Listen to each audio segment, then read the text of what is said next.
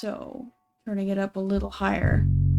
Oh, I can hear my. Oh, okay. All right. Hold on. Speaking with normal voice. Uh. Oh, that's like throwing the thing into a loop. So, OBS is supposed to update, but it's failed to update twice.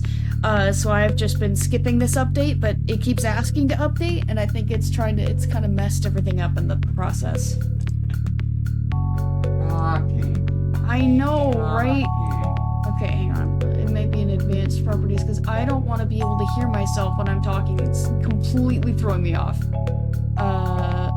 Monitor off. So we hit this button, and I can't hear myself talking anymore. How's that going? Is the volume better, or do I need to turn it up higher? You're okay. You sound okay to me. Okay, cool. Alright, so I'm gonna switch over here, and hopefully it's fine. Still okay? Ooh, disappeared. Disappeared. Hold up. Uh-oh. No, it's there. Oh, it's there? Is it quiet again? It just glitched and then disappeared for a moment and is now back. But a good volume at least? So all I have now is voices. There's no game audio or anything. All I hear is you and I speaking. So I pulled a silly and forgot to switch my game capture window to this. So let me readjust this back where it's supposed to be. Turn this on. Now how is it? As far as I know, no other volumes have been altered. Okay, so It's just the I microphone. could hear the fire. Your music? You're still kind of quiet compared to the game. Ah! I don't know what it wants. See what? So look at this too. So on OBS, there's like two little bars. Yeah, it's right channel, left channel. Right channel, left channel, and microphone's only going through one channel. Right. So is it something? It's not on there. It's a setting on the computer. You've had to turn that off before, remember? Yeah. Okay, nope, that's not what I want. I think I want advanced.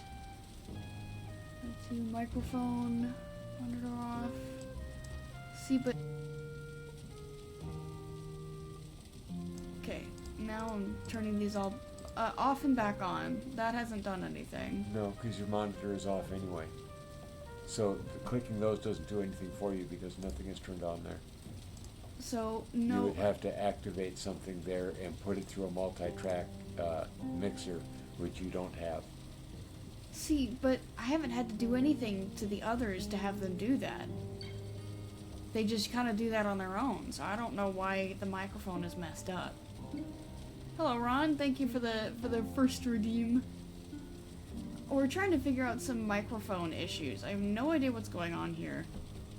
Because I mentioned earlier that OBS has been trying to update but failing to update, so now I'm trying to skip the update, but it's insisting on trying to update anyway. Well, if it sounds fine to Ron, then go with it. I guess how does it sound, Ron? Is my voice okay compared to the game, or is the game loud? Hold on. Would clicking mono be a good idea? That's mono versus stereo, so no, you want to leave it. Okay. Stereo is telling it to use both channels. Mono is saying use one channel. But it's, for whatever reason, your microphone says that it's only doing one channel right now anyway. Hold on. Desktop audio. It says mono is not on, but it's still using both channels. And as it should. Mono means one. Yes. One channel. Uh-huh. So if you put a check mark there, Uh-huh. then it's going to take one of those two channels away. It has not done so. It left it alone. Then I don't know what the mono button does. But as far as mixing is concerned, mono means one. Right. Stereo means two. Uh-huh. Right? Right. So as far as the audio is concerned, the way normal boards work, if you put it to mono, you're shutting off one channel and you're only using one. Right. No, I know that. So I don't know why the OBS mixer ignores that logic. I don't know why. I can't answer that. Yeah, like I said, I really don't know what's going on, but OBS, like I said, OBS tried and failed twice to update, so I'm trying to skip it, but it insists on trying to do it every time. It's like, if you failed the update twice, why would I want you to try it again knowing you're gonna fail again? All it's done is screw up my settings. Okay, so regardless, I'm going to say, since Ron says it sounds fine, let's just run with it. And that sounds like a plan. So, I know we were working on... So thank you for that, Ron. Yes, thank you, Ron. I know we were kind of working on, kind of a forward base to, get to the Ashlands. How do you run again? Okay, yes. It's been... Wow, over a week, since I played. Yeah, I'm a little rusty as well. Yeah, so I gotta, like, figure things out again. Well, and you were playing Sea of Thieves too, so all your controls are different from what you were... You've acclimated to those controls. Yeah. And, been playing on a keyboard as well lately too, so I'm just like, yeah, I'm all over the place. What does this button do? Okay, that's strong attack, regular attack, sneak, that's the quick equip, unequip, Y is menu, X is, I don't know, actually. I mean, it had me sit, but typically it's like an interact button. Okay, yes, please jump. We'll figure it out. Indeed. I keep trying to click B to jump, and that's not correct. Did I have anything going on over here? No, it looks like these are empty. Are they empty, or is it just... Yeah, okay, they're empty. Hello, dear. Ooh, it's a 1-star. Got him! Is there anything left in them? Right. Yeah, okay, you know, that wasn't so bad. Kind of a nasty shot there. Short range, large caliber. Yeah. So Ron says your last Valheim stream was 14 days ago with Ashland approach base building. Yeah. 2 weeks ago. So 2 weeks, yeah. So definitely a little rusty. We're knocking the rust off today. I don't have any big plans. It's just kind of trying to get back into the swing of things, but like gentle style. I don't want to try to hit the Ashlands today. I feel like I need to get reacclimated before I even attempt something like that. Okay, Ash approach. Okay, so that's what I want. But I remember the plan was to sail to one of the spikes in the water and try to terraform it into a base. I'm not doing that today. We're chilling out over here, but I wanted to... I have some armor in here that I should probably set up.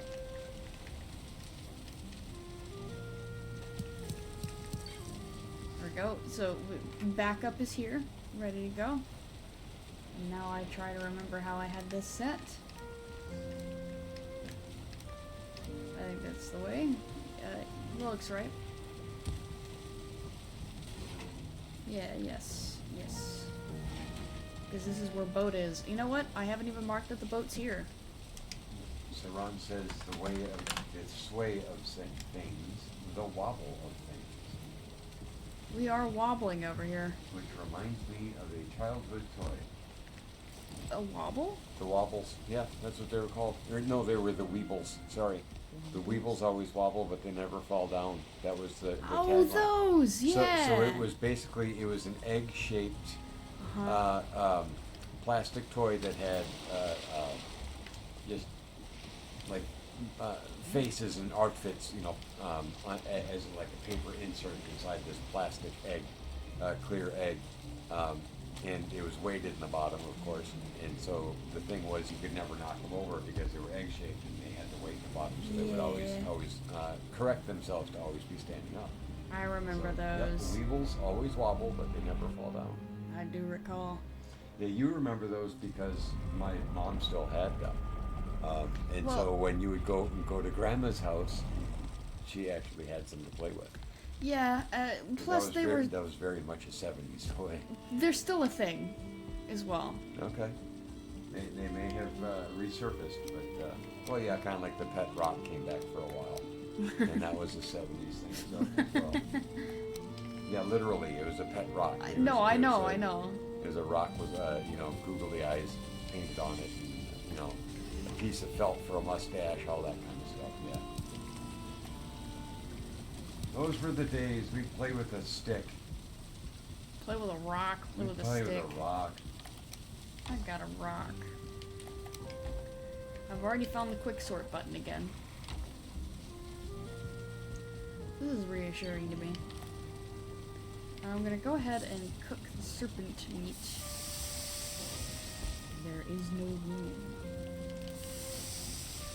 Alright, so while those are cooking, I'll run up to the deer trophies.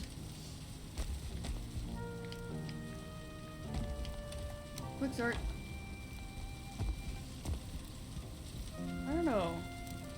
I guess there has to be some other project that I can do today. Something laid back. Something laid back I can do while still making progress on something, you know? Okay, so you were talking about, as far as large, time-consuming projects, you were talking about doing paved roads between your primary bases. You were talking about reorganizing the gates so that they made sense. It's made some kind of logical sense, which honestly I don't think there's a way to do. Not unless you map everything out and break things down into counties and I remember we talked about that. That's not a good idea. That's a bit more anal retentive than I think either of us are. Yeah, I feel like that's going too far. It's too much. I would agree with you on that. What is it? Serpent. Okay, I need mushroom and honey. Nice to have this back, I gotta say.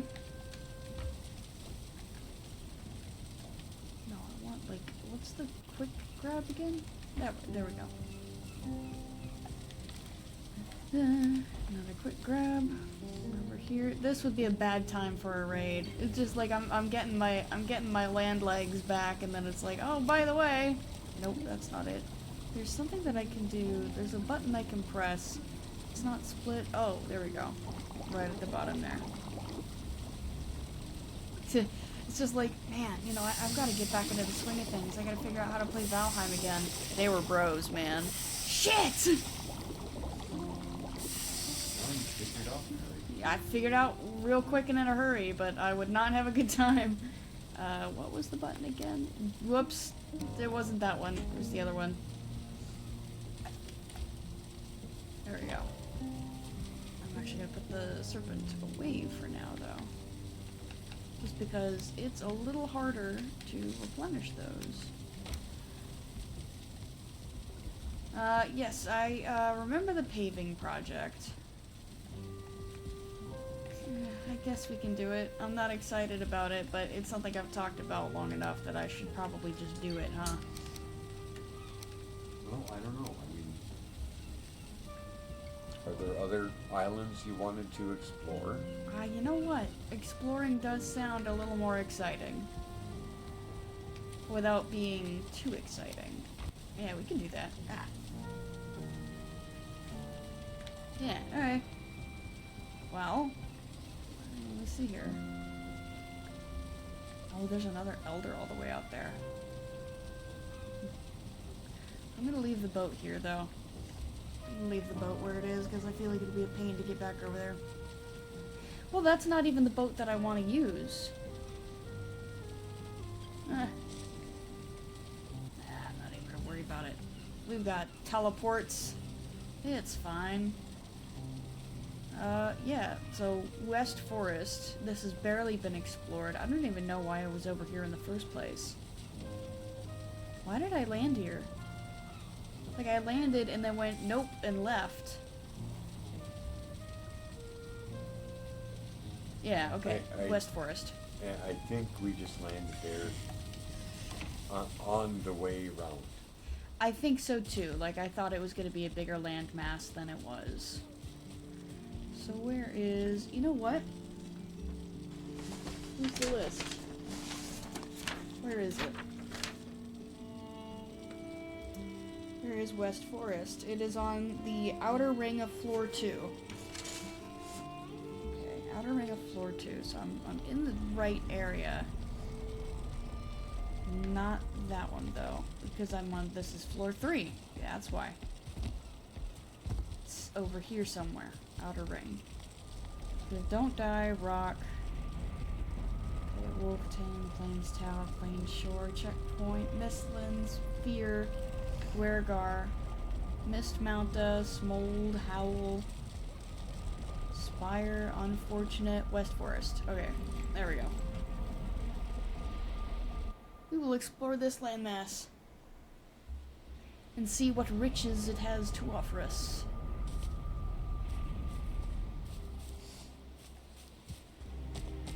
Alright. We've kind of got the training wheels back on. Just a little bit. Okay, that's the... Alright, the block button. Alright, I can't forget that block button. Hey. No! You weren't supposed to notice me. Where are you? Oh, he went into the water. Oh dear.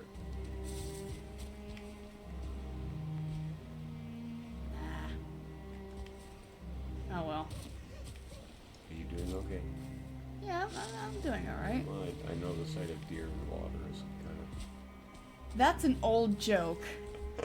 That is an old of... one. It's an old joke. Not what do you expect? It's I'm a- an old dude. It's a dead joke that should have stayed dead. There we go. Aha, I remembered how to work the map at least. Yo! Haha! Get parried. Remembered how to do that. I did. Ah, as easy as breathing.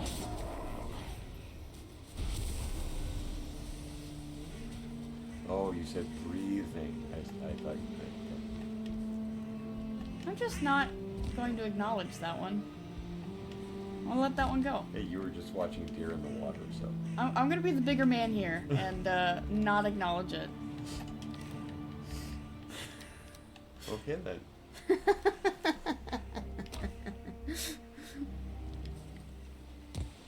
What is that?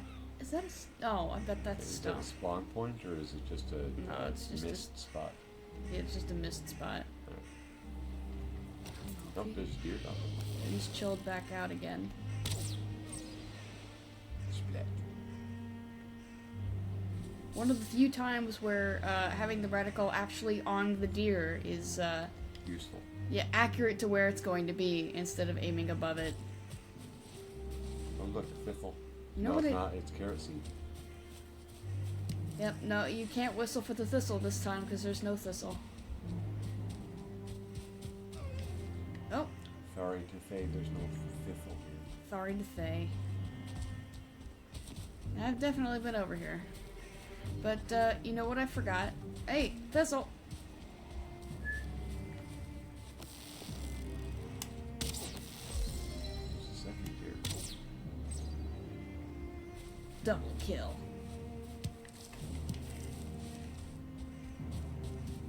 Anyway, I forgot portal supplies, so we have to go back. Might as well try to fill my inventory Yep, real there's quick more though. thistle. There is more thistle. Is this actually? Yes, it is. I was right. Whee! Right there to your right. Oh, and there's berries. You didn't whistle for it though. There you go. 3, 4, 5. That's a berry zone right there.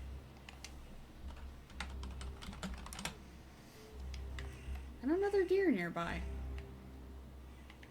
It's been deerful over here.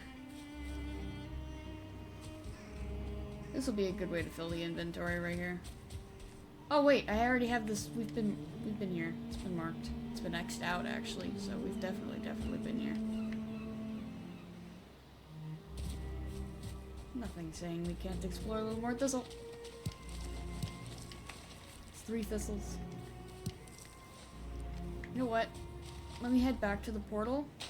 Because there's some tin laying around over there, and I can go ahead and grab that before I run back in.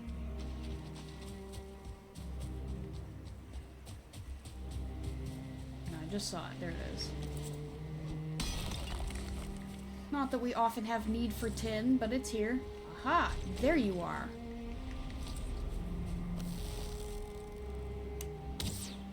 It was a mistake to return to land.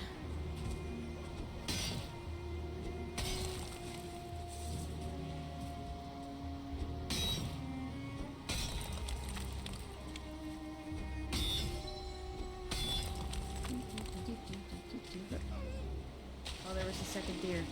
Oh, right there. Okay. Oh. No. Got him. Okay.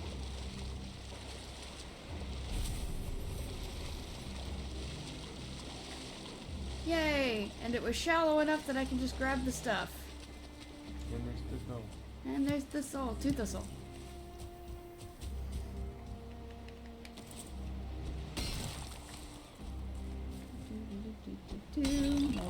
More tin. How's my weight? Yeah, okay, we're doing good. I'll just goof off over here for a second, grabbing more tin.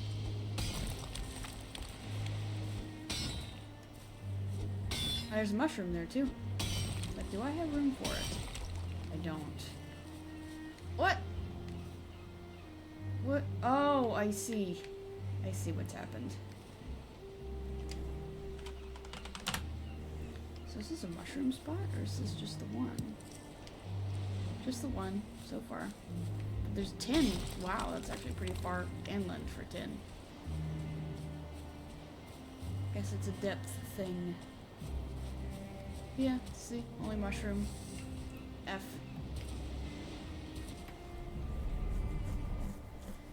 Yep. So, a fun thing that's been happening lately, because of how, hang on, let me try to remember where this is. Okay, so West Forest, yes, okay. So, when we got back from the trip,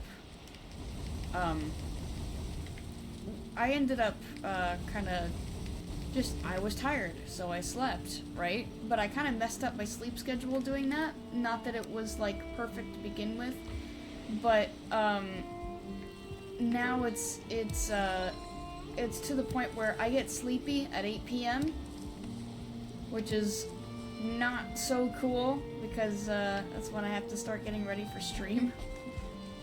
So, I was kind of feeling tired at, it was like 7 o'clock. So I was like, you know what, I know what I'll do. That's not what I'm trying to do. I'll go ahead and take a nap, kind of try to head this off.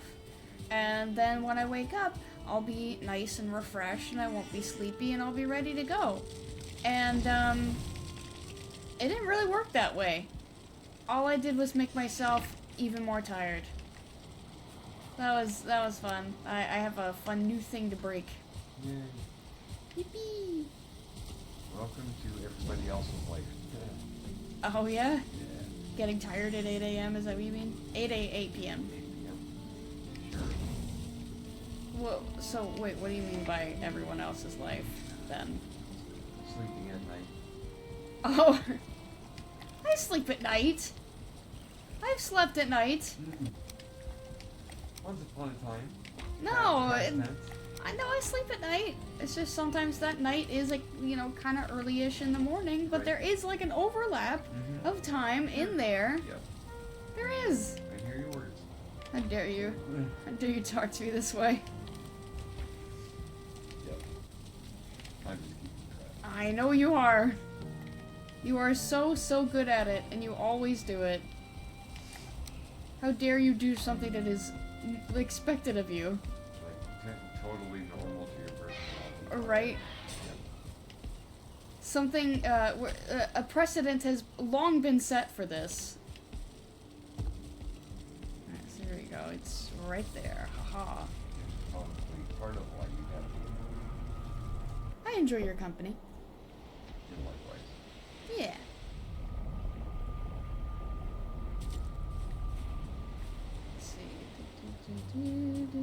here it is. Yay! I knew it was close. All the gunk. Alright, so now I can remove that. Wanted to... Knew it wasn't gonna take too long, so I figured I'd just dip in here before it got too dark.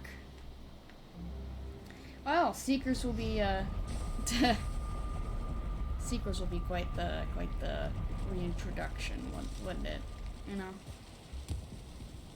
Surely nothing can go wrong with this, right? Sure. Uh-huh. Hey, what if we fight the queen again? 'Cause that's totally a good idea. You could. I could. It would be a horrible, terrible idea, but I could. What you could do is actually go to all of the other, not elders, but Forsaken. the Forsaken sites that have been pointed out on the maps, and you know, vanquish all of the Forsaken again and again and again.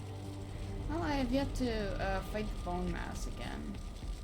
Well, I'm just saying, you've got like the Elder, and you've got, yeah, Bone Mass a couple of times, but especially the Elder for some reason seems to be the most prolific one. The Elder pops up a lot.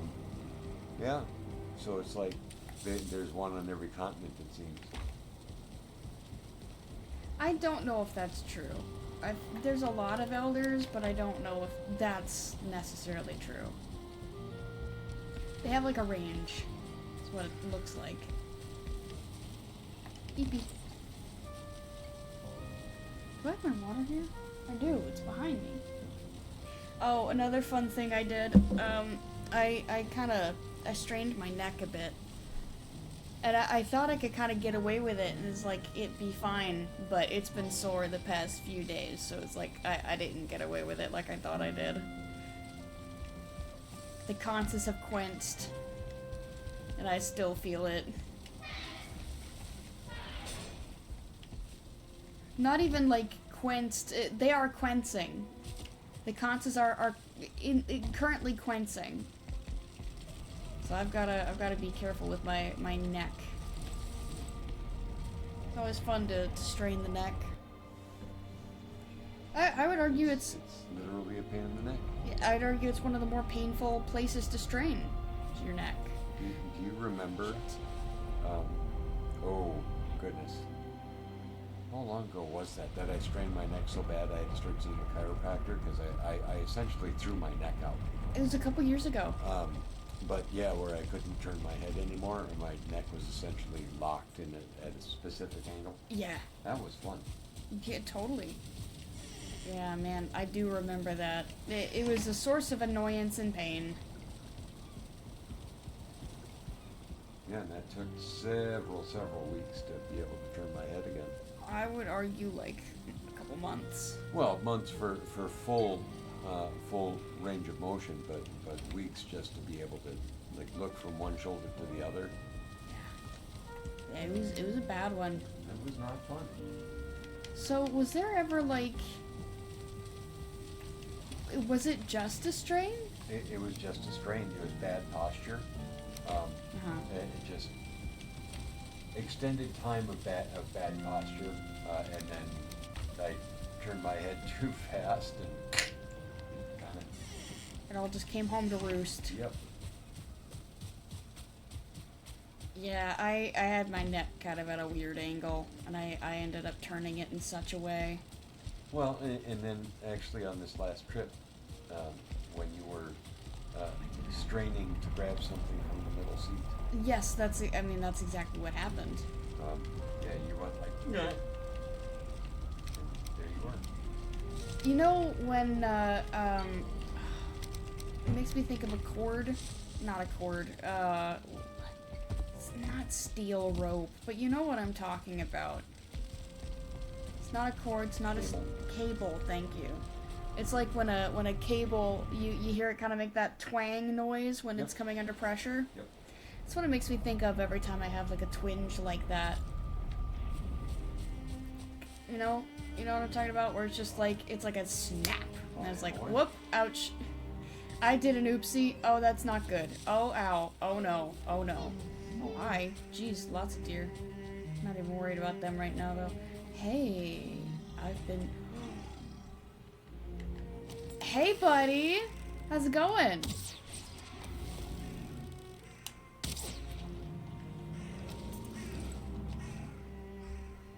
Good talk.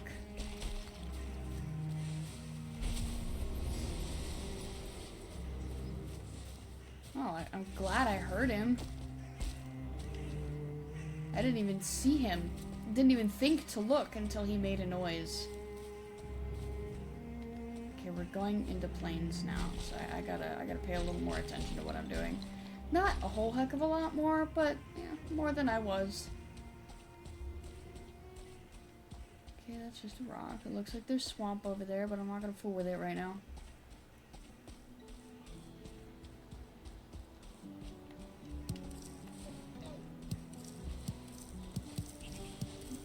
I already hear a fueling. They're off in the distance somewhere. I don't think I have this one marked on the map. Oh, here, let me do this. I guess what kind of details am I allowed to expose about the trip? I know probably not specifically where we went, but like distance. Well, we crossed the country is what we did. We did. Over a 1 week period, we logged 3,400 miles. Yep. Yeah. Is this? Hang on. So it was an hour or two of driving. Yeah, I think one way was 24 hours of road travel. Yep. Without stops. Correct. So I got to do something that I have wanted to do since I was young. So, back when I was a kid and like into my teenage years, ow, oh, that's fire. We had to kind of travel across the country to see family, just because we lived on the other side of the country from them. So, used to marathon driving, right? Another guy. Where is he? He were.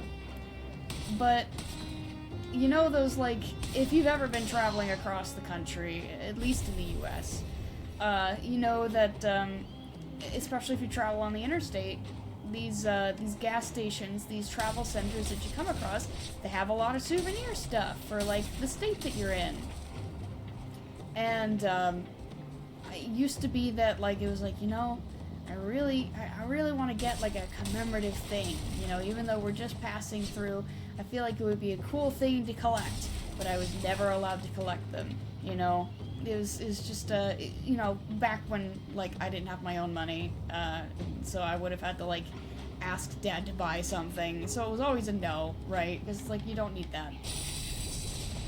But, I'm an adult now, with adult money, and, I realized during this last trip, hey, I can collect the souvenirs now. So I decided to collect souvenir keychains. So I was like, hey, why not? We're traveling through a few different states. Why not? So, I did the thing. I fulfilled a childhood wish of mine. Getting to, oh shit, that's what level are, oh frick, that's a 2-star. Yeah, you got it. You think so? Yeah, I'm pretty sure. Especially if you activate bone mass. Activate bone mass. Kinda late for that. You died. Yay. How long did you stare at the screen before you realized I died? About that long. Sorry. Because I said activate bone mass, and you said activate bone mass after I died. No, I said it was after I died. Because I said it like 4 times. And the last time you had already died. Alright, well. Because I saw the big guy go, and I said activate bone mass 1 more time. We're gonna sit here for a minute. It's not gonna take long for me to run in and just grab my stuff. I really was not paying attention there. I was just so excited to talk about my souvenir keychains that I did not pay attention to the fact that I was rapidly dying. And you hadn't activated bone mass. And I hadn't activated bone mass. I remember what I was saying about being very, very out of practice at the moment? Yes. Yeah. Yep, that stands. We're gonna chill out here for a minute. And before I go through the portal, I am going to activate bone mass. You know, that might be helpful. Perhaps. It may have prevented your untimely demise. It would have if I had, like, thought about it. I kind of forgot it existed, I won't lie to you. I know, you're being stanky is what you're doing. But we're both laughing about it, so that's good. Alright, bone mass. Run!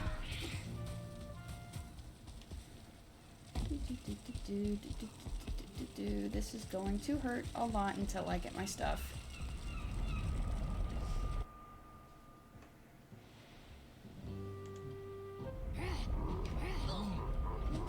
Oh! Whoops! Did you get your stuff? No. Why not? Because they destroyed my portal as soon as I came through. Items recovered. Can you put your stuff on? When they're not aggroed on me, sure. Like no? They're aggroed on me. They're going to stay aggroed on you, especially if you stay in range.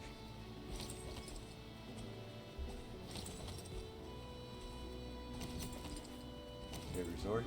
Yep.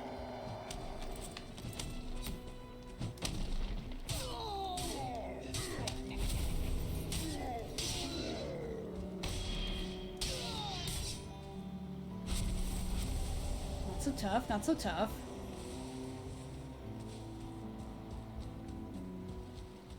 Go back and squish the rest. Mm-hmm.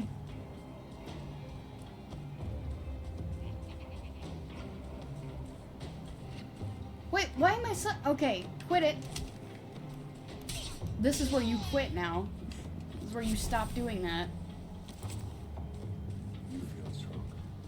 I do feel stronger. Okay, can I get back to... Yes, I would like to fix this real quick. Wherever your bench was. Oh, have you filled up your inventory? I have.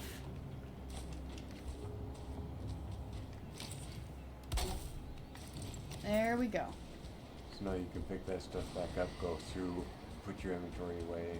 I would like to kill these guys first so that they don't destroy my portal again. Come over here. I cast sword, prepare to meet God. I don't know, my cousin has seen that. That's a reference, except it was gun instead of sword. It's this D&D campaign, it's called Legends of Evantris, I think, where one of their members is playing like a clown. He might as well just be like this very magical being, I guess. Oh, hey, I might want this. I'm glad I thought of that. Ha! Your magic does nothing!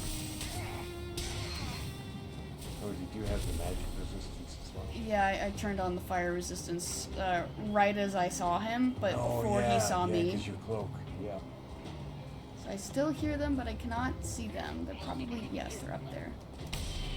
But yeah, he kind of just does whatever is funny.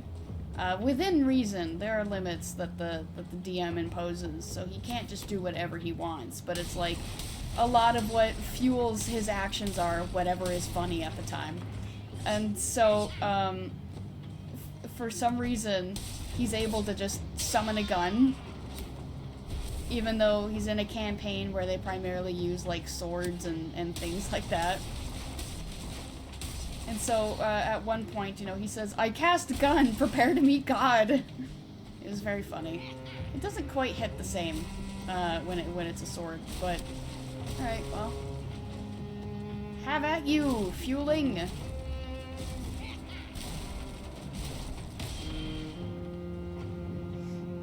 There you go. Nice of you to join me.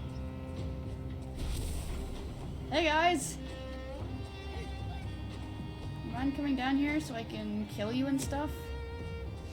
Pretty please and thank you.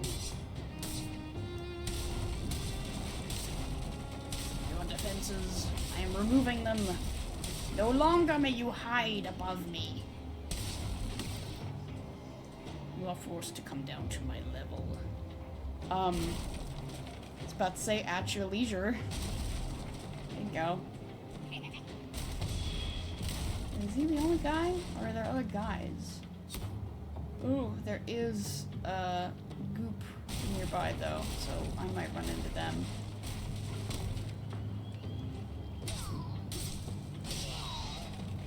Hopefully not. No, it kinda looks like they've been killed. Indeed. Oh no, they haven't been killed. They're busy with the locks over there. Well, I don't see a reason why I shouldn't take down all this stuff. Since the name of the stream is just kind of doing stuff. So let me get over here.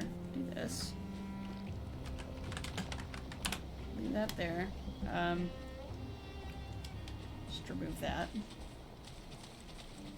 I won't lie, I'm a little embarrassed that I died there. Hello.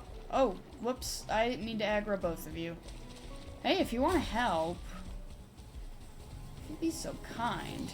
Hey! Take advantage of the situation. How dare you. Ouch! Okay, that's a thing. Come here. Oh, whoops. Oh. No, come back! Hey, come here! You were the one that insisted on chasing me. Get back here. Trying to squish you. Come back here.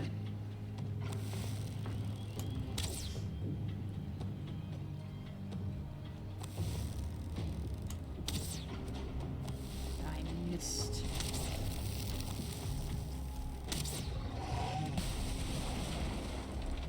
Whoops, whoops, whoops.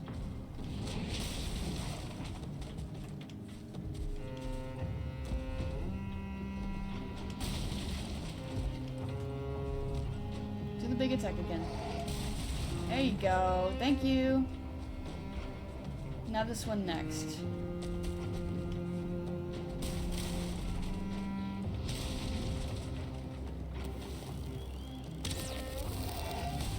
Ow! Okay, that one hurt. I thought it was safe up there. Alright.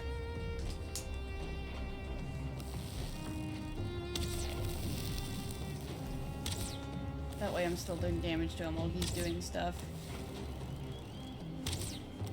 Ah, yes. Poison the locks routine. Oh, poison the locks routine. You're not gonna damage the... Come here. Well, one benefit of our cross-country journey was we did find a different version of ginger beer. Unfortunately, it was sweet ginger beer, not spicy ginger beer. We discovered this a while back, though. Well, yes, but we were able to get the spicy while on this trip.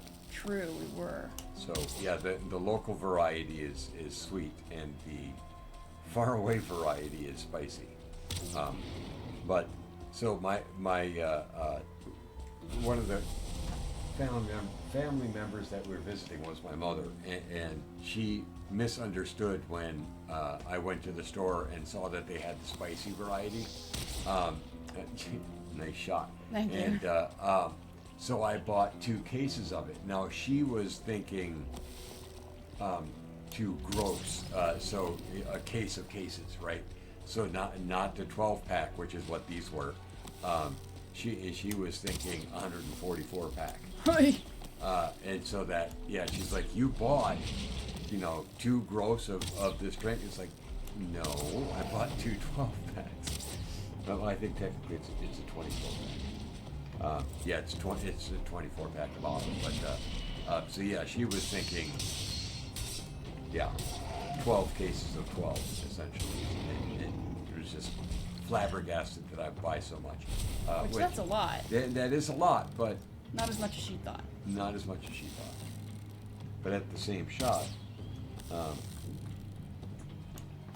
I've already gone through a quarter of what I bought.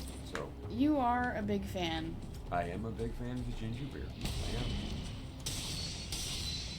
Do it again.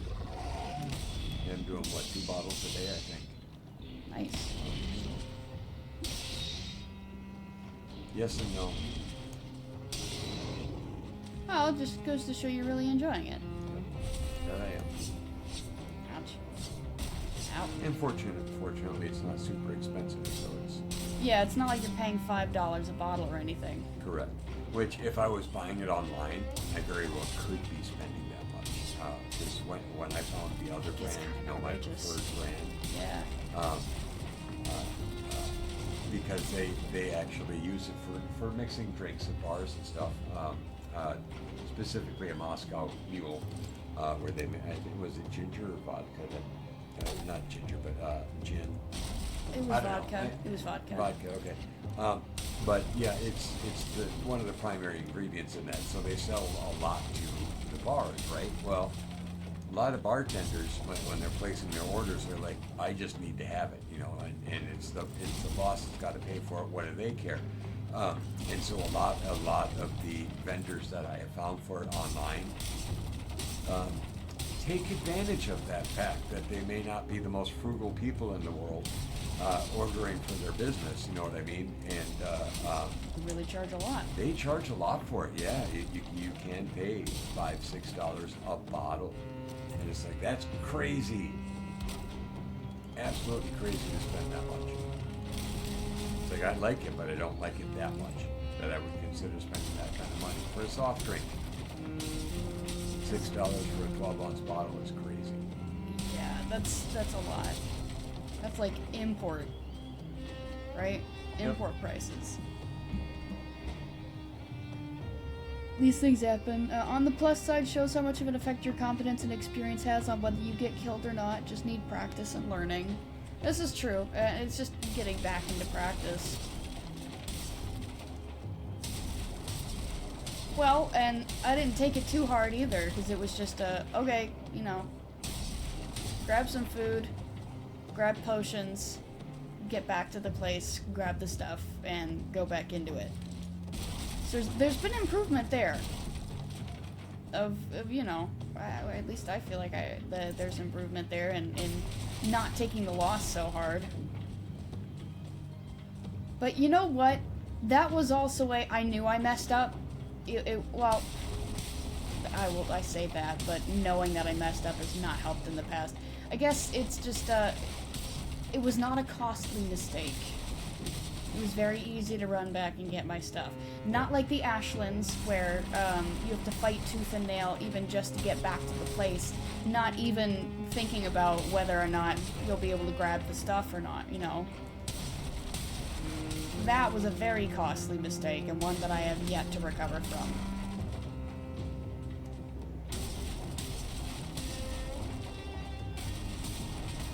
I'm kind of hoping that before 1.0 is released, because this is still in early access technically, I'm kind of hoping that they will they'll balance the Ashlands a little differently.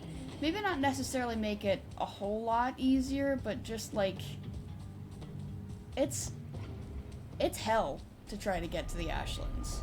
I mean, just like utter hell, and it's not fun either. Well, but it's kind of supposed to be that. I know that, but there's a limit to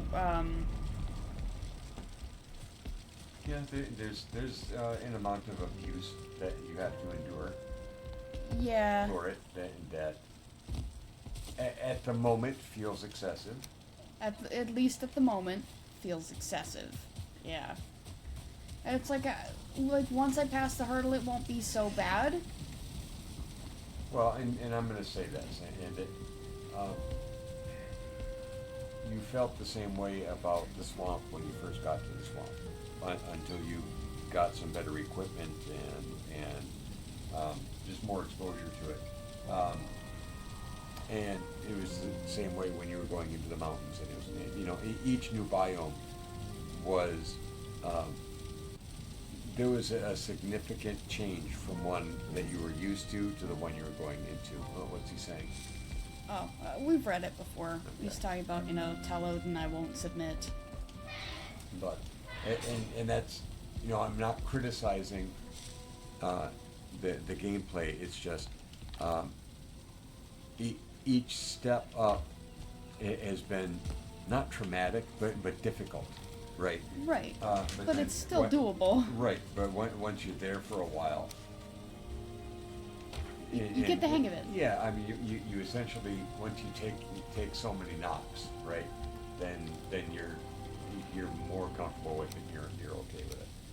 Right. That's I guess that's my point, is that with more exposure, it's not quite as frustrating. My grudge is that you have to go so far to get that exposure again. Right. Yeah, and you got to go so hard for so long. I mean, it's nonstop. There is no break. There is no break. So at least with the others, you're able to retreat. But in the Ashlands, once you're there, you're like, yeah, it's from all sides. You are in the shit constantly. Yep. And there is no reprieve. Correct. I guess I've never liked difficulty for difficulty's sake. I feel like it's cheap, and it alienates a lot of players. Yep. So, I don't mind the ramping up in difficulty as long as it's a consistent ramping up. This... It was a really big step. It was like 2 steps when it should have been 1. You know, my favorite quote, you know, it turned that shit up to 11 out of a possible 5, right? It's like, this is too much. And I know, I've seen in all the forums where, you know, people will be like, hey, the Ashlands are really hard, and instead of getting tips, people will just start dunking on the person going, well, you're just a bad player. It's like, I don't know, I mean, not all of us are gluttons for punishment, you know? I play games to relax and have fun. I don't play them to give myself high blood pressure. Yeah, right. So stepping back to chat a little bit, Ron says, if you didn't have metal teleporting on, the whole game would be like this, as in more difficult. Oh, yeah, but that's a different kind of difficulty. That's a tediousness. And building everything up from scratch over and over again.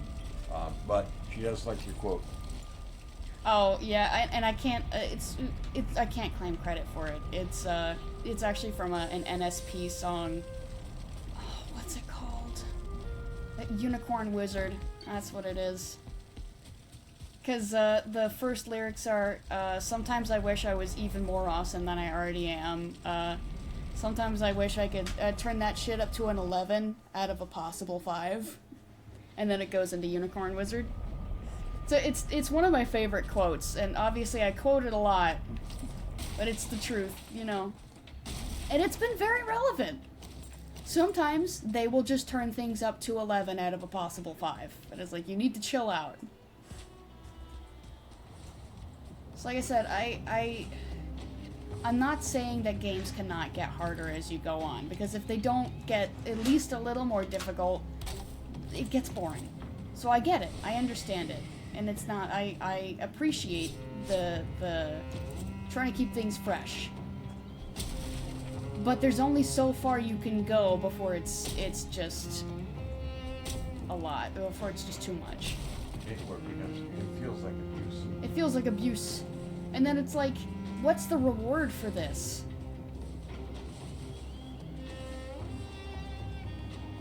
And right now the reward is, oh, you thought that was hard? It's gonna get worse. That's the reward.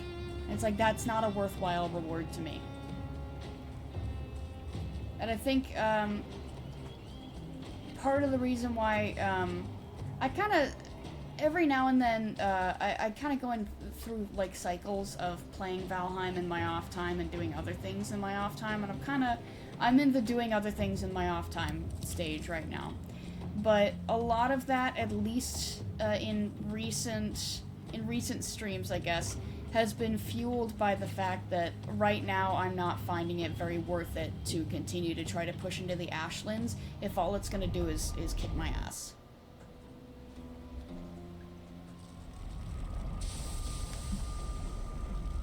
It's like you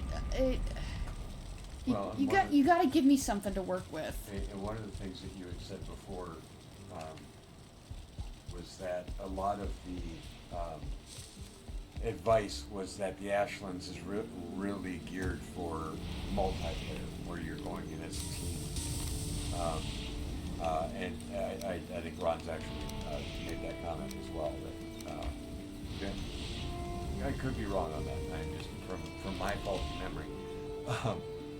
That from several sources have said it's difficult because it was designed more for a team play instead of an individual play, which is great if you're used to playing in a team. But if you're primarily a solo player, that really sucks. It's hell. It essentially prevents you from partaking in that aspect of the game. What's the one that's blinking up at the top? Oh, encumbered.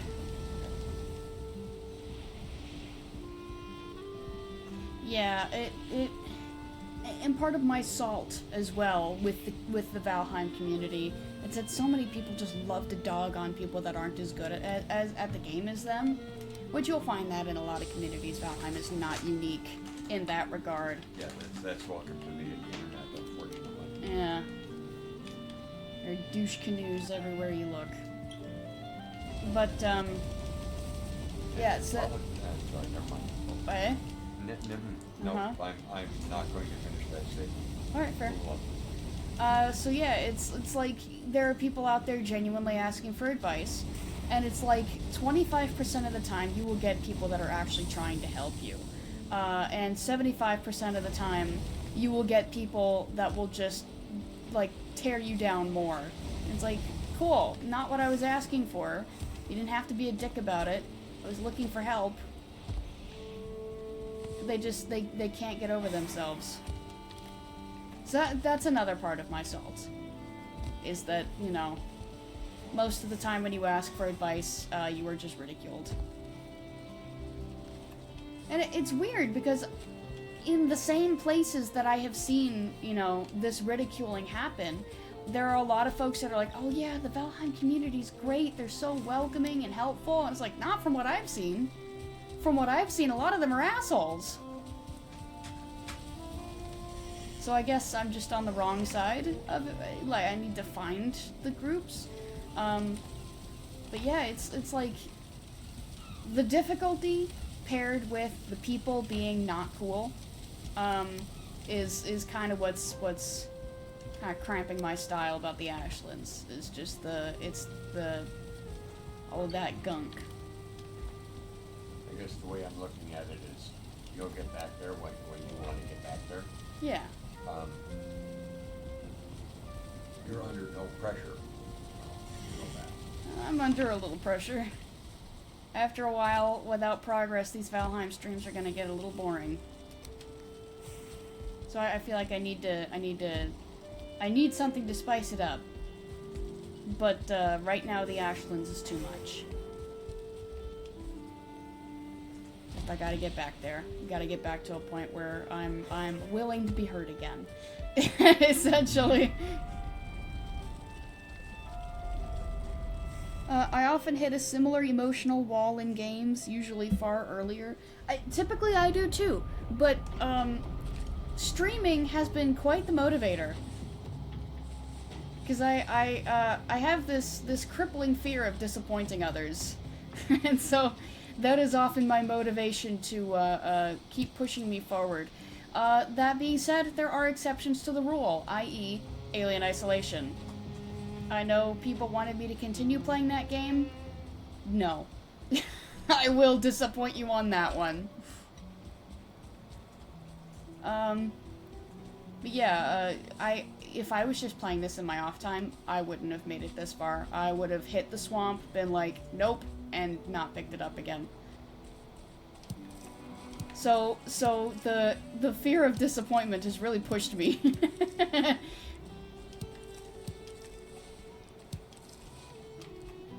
And if not the swamp, then the mountain. And if not the mountain, then the plains. And if not the plains, then the Mistlands. Typically my limit is far earlier than this as well. But at least in this case, I'm glad I pushed myself. Because up until the Ashlands, things have been really cool. I mean, difficult barriers to cross. but they're crossable, and you get a sense of accomplishment from crossing those barriers, you know? I actually kind of used to feel this way about Monster Hunter. When I first started playing Monster Hunter 4 Ultimate, that was my first one, I never got into the high ranks. I finished the main story, which only encompasses the low ranks, and I never progressed past that. I went into a couple high rank battles. They were really hard for me, and I went, you know what? I don't feel like this is for me. And so I just stopped playing it. Like, well, I didn't stop playing it, I just hung out in the low ranks. I did not want to progress, and so I didn't. So, yeah, it's you know, what kind of punishment are you willing to put yourself through? And, it's, I guess it's weighing the benefits, you know. Is it worth it to go through this? Aye. If it is, then cool. If it's not, also cool. We all have our limits. And, you know, we all have our limits, and we all have exceptions to our rules. What are we willing to push through? What are we not willing to push through? That kind of thing. I feel like I'm talking myself in circles. You get what I mean. Or at least I hope you do. I'm sorry, I was ignoring you. What'd you say? You know... No. Yeah. You know, No, I enjoy talking to myself. I do hear you. Yeah, I know. Now you're being stinky again. Maybe a little. Perhaps. No, but, yeah. Yeah, and honestly, for me, my limit is anything online. Yeah, it's fair. That's a fair one. I just... I cut my teeth on online play. Oh my goodness. 500 years ago? It was about 20. It was about 20. It was about the time you were born, actually. Yeah. And it was with, actually, it was Alien vs. Predator. Oh yeah, I forgot that was Yeah, an it was, online they had an online thing for a while there, and I got pretty good at the game, and so I started, you know, experimenting, playing online with dial-up. I mean, that tells you how long ago it was.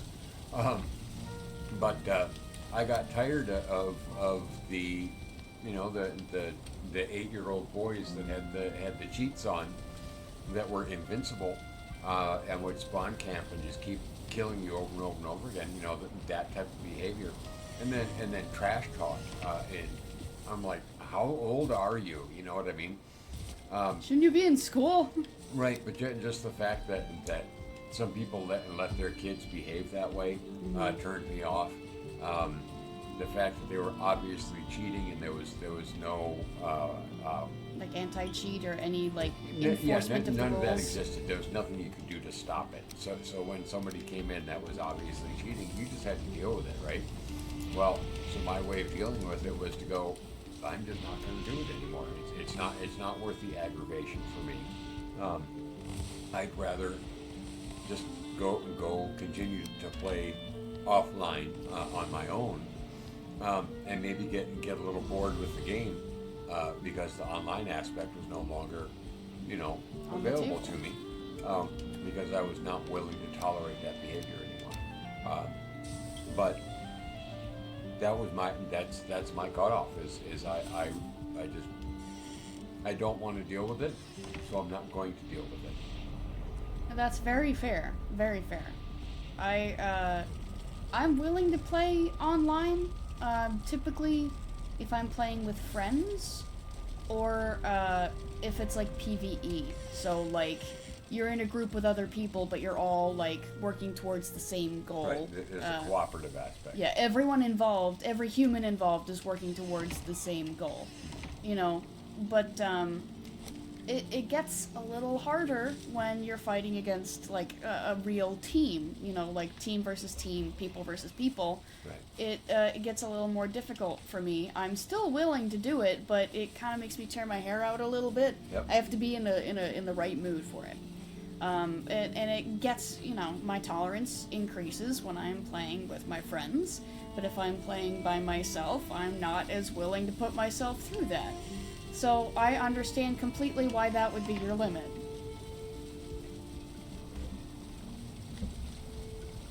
But yeah, I don't know, but talking about single player games, like difficult games, like, hey, here's a relevant one, Ninja Gaiden. They're actually, they have a remake in the works, they're remaking the second game, and they're also coming out with a fourth game in the series.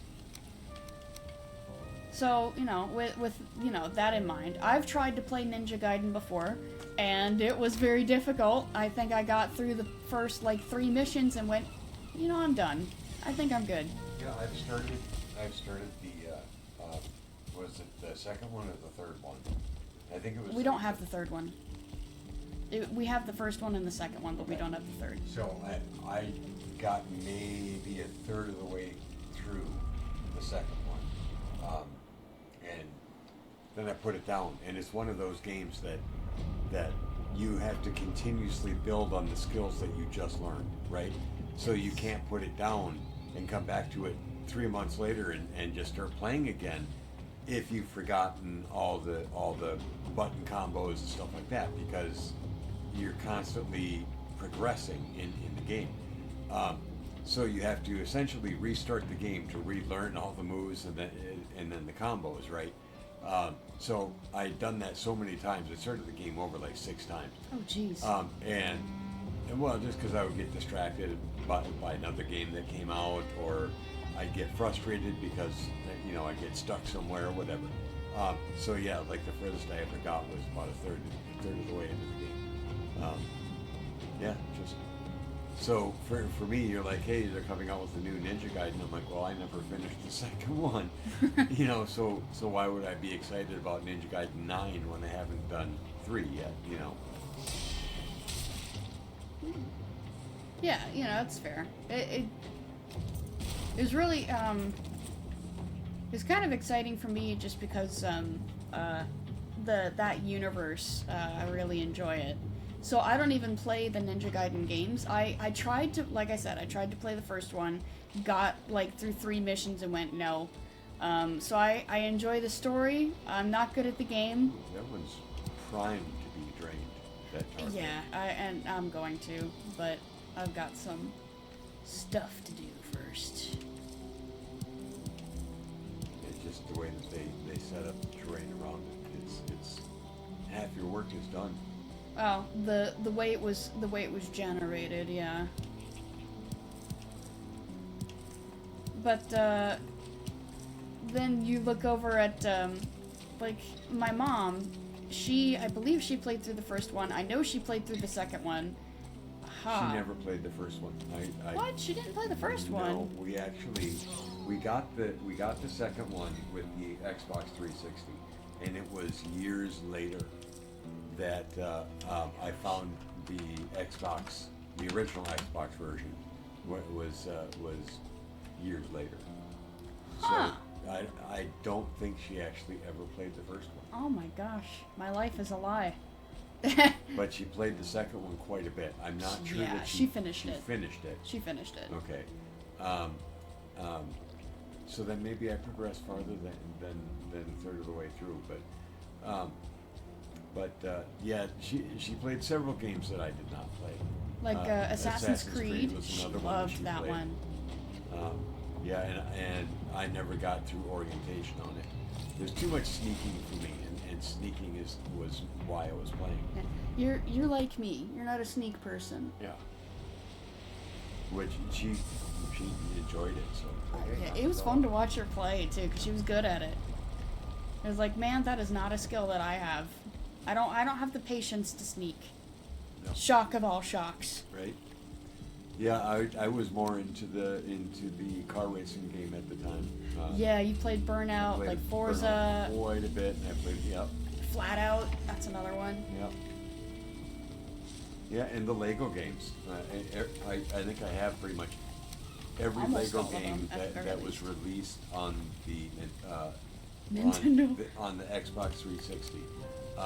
So I started off on the regular Xbox with the original Star Wars series, and then that, of course, progressed to the 360, where they came out with a whole bunch of others.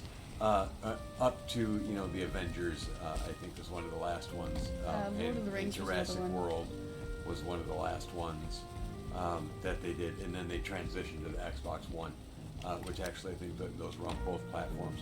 But because I didn't make the transition to the Xbox One, I Kind of just stopped I playing 'em. obviously did not play any of the games on the Xbox One, just because I was not willing to invest in another console. I have several consoles already, so buying another one, I couldn't justify it. And plus, with the focus on the later generation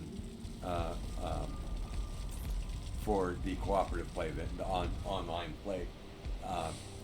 And they're like, yeah, everything's got to be online, and that's one of the things that I disliked about gaming was having to be online.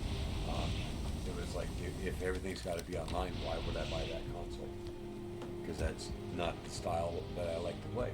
Makes sense. Of course, the $600 to $700 price tag when it first came out, that may have been That also puts a damper on things. yeah, maybe just a little. Lowers one's motivation, perhaps. Yep. Alright, so I gotta put this black metal away. You know what? With the black metal that I have now, I wonder if it's... I should look into seeing if I can upgrade those. Let me see here. 30 for... Oh, that's right, I have to look for silver. Forgot about that. Ooh. Jeez, that one's 45! I think I have 45 right now. I have 47. So if I can grab three yeegs over here, I can finish that out right now. Yeah, I think I'll do it. So you need to get more silver. Yes, I need to get quite a bit more silver. That I remember now. Now that you bring it up, I'm like, oh yeah. Jogged your memory. Yeah, you're supposed to be getting silver. What a great help I am. I appreciate it. It's like, oh, you died? Yeah, you should totally have done this. Oh, you Yeah. did that? Yeah, I wouldn't have done that. You know what? That makes me think of. I think it was Call Me Kevin, was talking about. No, it was Jacksepticeye, but he was there. Was talking about like receiving directions, like to get somewhere, and then it's like if you see this rock, you've gone too far, and it's like, why would you tell me? When I've gone too far, instead of telling me where I need to go, where I need to turn, Yeah. Well, talking about directions on our particular Oh my trip, gosh, yes. So I rented a vehicle for this trip, and it liked to sync everybody's cell phone, right? It wanted to sync the onboard computer to everybody's cell phone. So my cell phone, your cell phone, anybody that got within 10 feet of the vehicle, it wanted to sync to their cell phone. Right. It's one of the newer. It ended up being one of the newer ones. Yeah, it was a 25. It was a 2025. It was a 25 Chrysler Pacifica. Yeah. So and it was a rental, So it's like, how much do you really want all of your stuff being linked to a rental, right? But anyway, every time we shut the vehicle off, so you stop for gas or whatever, you shut the vehicle off, and every time that we would do it, it would reset the GPS. So 100%. So even though we had a day trip mapped out, we're going here, then there, and so on and so forth, we had it locked in the system. Okay, we know all the stops that we're making. That's great. But we got to stop and get gas. So we stop and get gas. We get back in, and it has reset everything. So we still have the same destination, but the route is completely different. And so it burned us one time where we ended up going through a major city that I was trying not to go into, but it's just that it framed it as, hey, there's an accident on this road, so to avoid it, take this exit, right? Well, you take that exit, well, then it takes you through a metropolis, and it's like, great, we were intentionally avoiding the metropolis, with the route that we took. And now here we are smack dab in the middle of it, and I was not happy. Well, that was on the previous trip. Well, this trip, it did a similar thing where it's like, hey, to save 12 minutes, I've changed your route. It's like, hey, that's not a big deal. Until we were an hour away from the gas station, and Streamer over here goes, well, hey, we're making good time on Interstate such and such, and I went, excuse me, we're on Interstate such and such. We're not supposed to be on that road at all. That's got nothing to do with where we're going. Where are we? And basically what it did was it decided on its own that it was okay to drive an hour. Well, it was An hour east. Well, we noticed it after an hour. I have no idea how much further it was going to go before it hooked us up onto the road we were supposed to be on. But we were an hour out of our way to the east when I stopped and said, "This is complete BS, and I'm going my own way." Can I reveal where it almost took us? So we were in Illinois trying to head north, and it decided, oh, you don't want to be in Illinois, you want to be in Indiana. Yeah, I think we were like 45 minutes away from the border of Indiana. Correct, and we were supposed to be heading almost straight north. And we were going to turn off before Chicago, but regardless, we were going to go west at that point. So Wyatt decided, oh, you're trying to go north and then west. I'm going to send you east. It just made no sense whatsoever. But yeah, and that was in the middle of the night. We had screwed up. We hadn't made travel plans too far ahead of time. So when we started looking for a hotel, they were already booked. So it's like, well, crap, what do you do? All the hotels are booked along the route we had to take. So regardless, it was the middle of the night, and we were now an extra hour. Well, it was an hour in the wrong direction, so it added 2 hours to an already really long road trip. Yeah, 2 hours and 100 miles, because it was 50 and 50. Yeah, yeah. Yeah, because of course it wasn't, part of it was interstate driving, but then it was... Dipped us into highway. Everything was old 2-lane highway, so it was small town after small town after small town, where it's 55, 35, 55, 35, 55, 35. Miles per hour. And regardless of the fact that it was the middle of the night, you still had stoplights and stop signs you had to deal with, even though there wasn't a lot of traffic. It was, you're supposed to be flying down the interstate, just cruising along, and then this happened. So yeah, not really impressed with modern GPS in new vehicles. So far I'm going to say fail, because both major trips that we've taken here in the last 2 months, the GPS is screwed up and sent us way out of our way. So yeah, I will not be entrusting the GPS very much anymore. Yeah, and on top of the Indiana debacle, like you said, we hadn't been able to find a place to stay for the night, so we had to drive through the night. Problem was, we were both incredibly exhausted by that point. Yeah. Yes. So it was when we were trying to even get our way back to the interstate we were supposed to be on, we were struggling to stay awake. Yep. Yeah, so we finally get back to the interstate, and then it was, okay, let's get to a wayside rest, and we'll take a nap. And it was like negative degrees outside. Correct. It was incredibly cold. Correct. So it was like sleep for a couple hours, then get... No, I think the longest we got was an hour. One of them we stayed 2 hours, because the max was 3 hours. Correct. You're correct, but it was 1 hour, and then it got too cold, and so I just had to turn the van on and let the engine run with the heater on for that second hour, and then my bladder told me I had to go. So yeah, we went to the restroom there, and then it was just get back on the road. Yeah, that was a rough trip. That really was a rough one. Really rough. Yeah, and like I said, that GPS throwing the extra 2 hours on there. Oof. We were not happy campers. Not happy at all. but we did get to see some cool weather patterns. So we. That was long after we made our way back to our path. Correct. Yeah.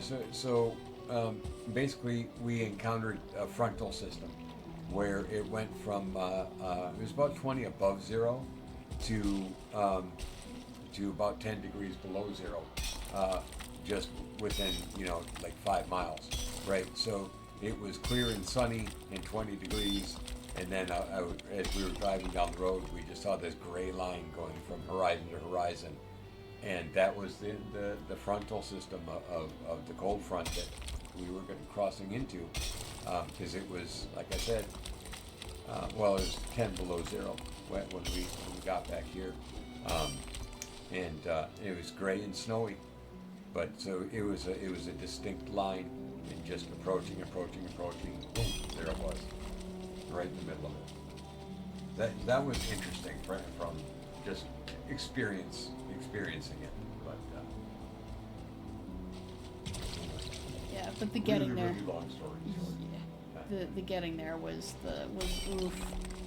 It got like, especially when it was, trying to find a wayside rest to sleep in -degree weather, it definitely felt like it crossed the line from, for lack of a better turn of phrase, from jovial to a bad time. Yeah. Because it felt like it was kind of getting a little dangerous. Because, you don't want to freeze to death. And that is weather where you can very much freeze to death. Yeah, very quickly. So there was, at least on my end, there was definitely some concern.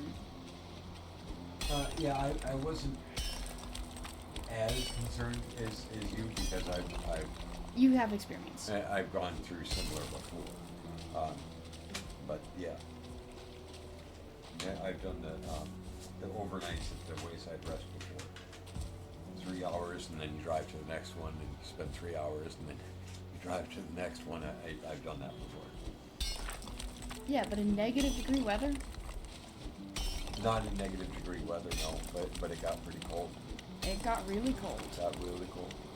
Yeah, we pretty much, when we would, get up to, move to the next rest stop, we would wake up shivering, essentially. Yep.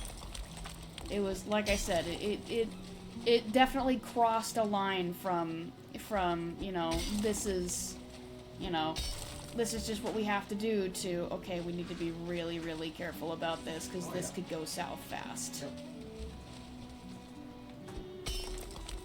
So there was that concern. There was the both of us falling asleep while the vehicle's in motion problem. That was definitely, it was questionable for a good while there. And then on top of that, the GPS leading us the wrong way. It was a very long night. Extremely. But obviously we made it back safely. We're alive. Yep. We survived it. Still, can I? Okay. I got carry weight, so I should be able to grab this. Yes.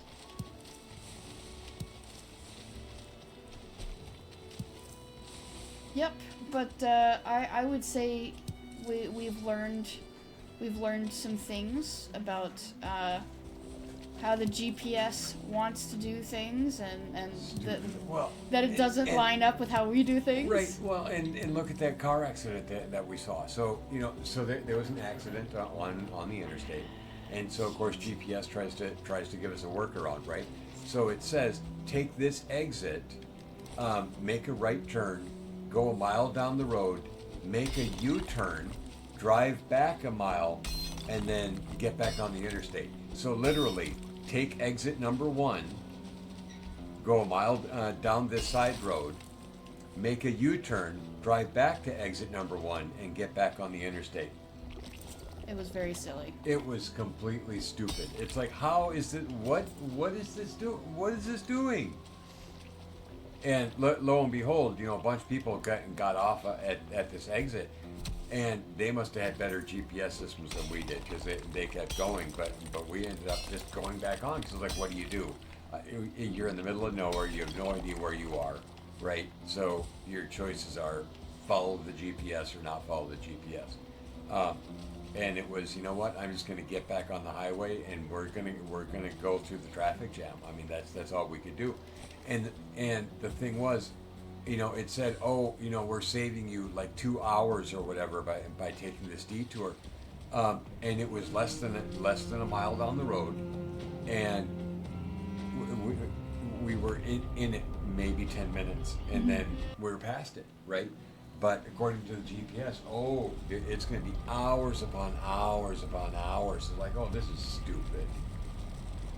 Yeah. So yeah, that was another instance of GPS is stupid. Yeah, I actually started calling it the Gone Psycho system, because it made absolutely no logical sense whatever. It was psychotic. It really wanted to do its own thing. There was another GPS snafu that I was thinking of, and I can't remember it now. But just all in all, the I don't know what was wrong with the. Oh yes, okay. So when you're setting a route, you have the option to make it, avoid tolls, avoid ferries, avoid highways, that kind of thing. Well, we didn't know this the last time, but this time we discovered that when it says avoid highways, it actually means avoid interstates. It calls interstates highways. And that threw us off last time, because it was like, okay, we don't want to be on the state highways, we want to be on the interstates just so we can go faster, not take as much time, don't have to worry about stoplights, whole nine, right? But every time we would click avoid highways, it would take us to highways, and that was very confusing. And then, this time discover, oh crap, it doesn't actually mean highway, it means the interstate.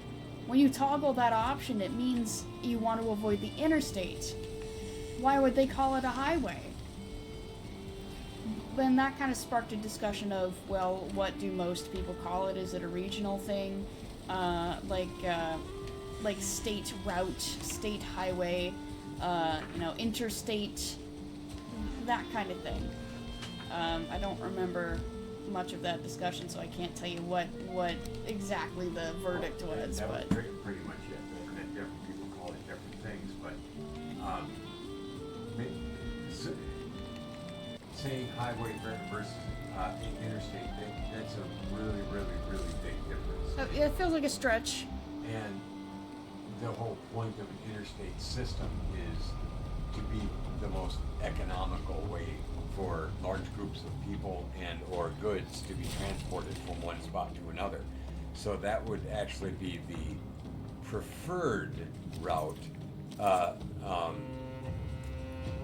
not the one to avoid. You know what I mean? Now, if you're saying, hey, I just want this nice leisurely, day trip to look at the leaves changing color or what have you. Hey, I get that, but there's specific routes for that. You know what I mean? And they tend to be advertised. Hey, if you're looking for fall colors, you drive down this highway, kind of a deal, and they're publicized. It's not part of a GPS system. So yeah, it made no sense at all. Heard him before I saw him, but I caught him. You are covered in sticky tar, indeed. Well, there's only rocks in there, so I'm not worried about it. I should mark that this is not only a tar pit, but a cleared tar pit. But yeah, that was kind of a fun discovery. That was a what? I mean, it makes sense, but it doesn't make sense. I see their logic, but I see their logic, but it's wrong. Right. So yeah, that was a fun little discovery there. All in all, not good reviews on this GPS. Correct. That was not a fun one. Yeah, the van itself was fine. The vehicle itself was fine. The car rental experience, well, that had its own challenges, but nothing too wild, right, and out of the norm until the GPS got involved. That was just wow. I don't know how else to describe it other than wow. Yeah, it really was not a great experience. But we're gonna need to make another trip at some point, and hopefully next time it will be better. I know up to a certain point you kind of know the way by heart, I do.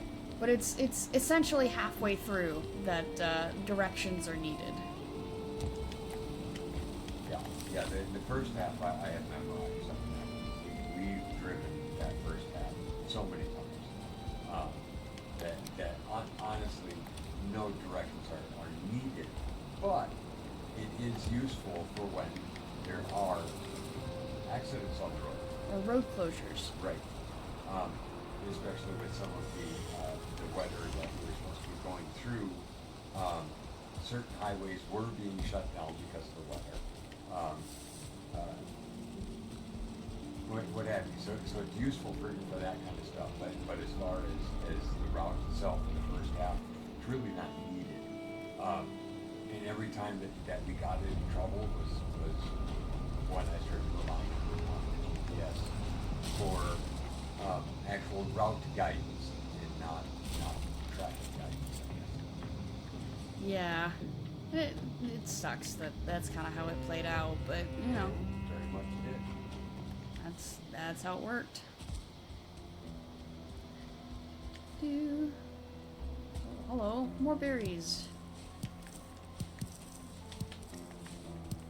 Yeah, I've gotta say that I like travel. I like marathon drives, but we've kind of done them frequently enough now that I'm a little burnt on them. Yeah, I kind of like a break.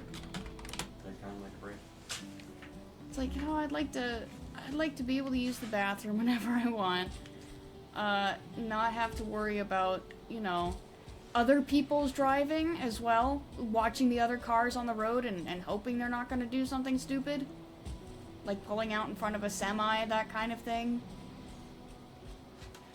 Just the stress that only fellow drivers can give, right? Hello.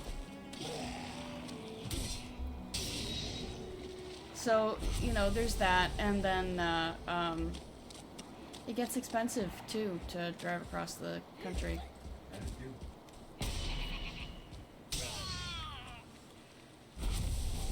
But at least coffee refills are cheap. We ended up getting these special refillable cups with a gas station chain, and so refills were like $1.50. That was nice, and it didn't even have to be coffee. I personally did the hot chocolate for the most part. I did coffee every now and then, like if I was trying to stay awake. Honestly, I have learned that. Yeah, all they ask is it a hot liquid or a cold liquid? Yes. Yeah. Yep. But I have learned that coffee does not actually keep me awake. Yes, I know I That was a 2-star leech. That was a 2-star leech, and he dropped 4 blood bags. And do you 5 have your blood poison bags. resistance on? I don't, but do you see how much damage it's doing? Okay, fair enough. I know that it adds up after a while. It can add up, yeah, so I need to... That's why I'm kind of just skirting it right now.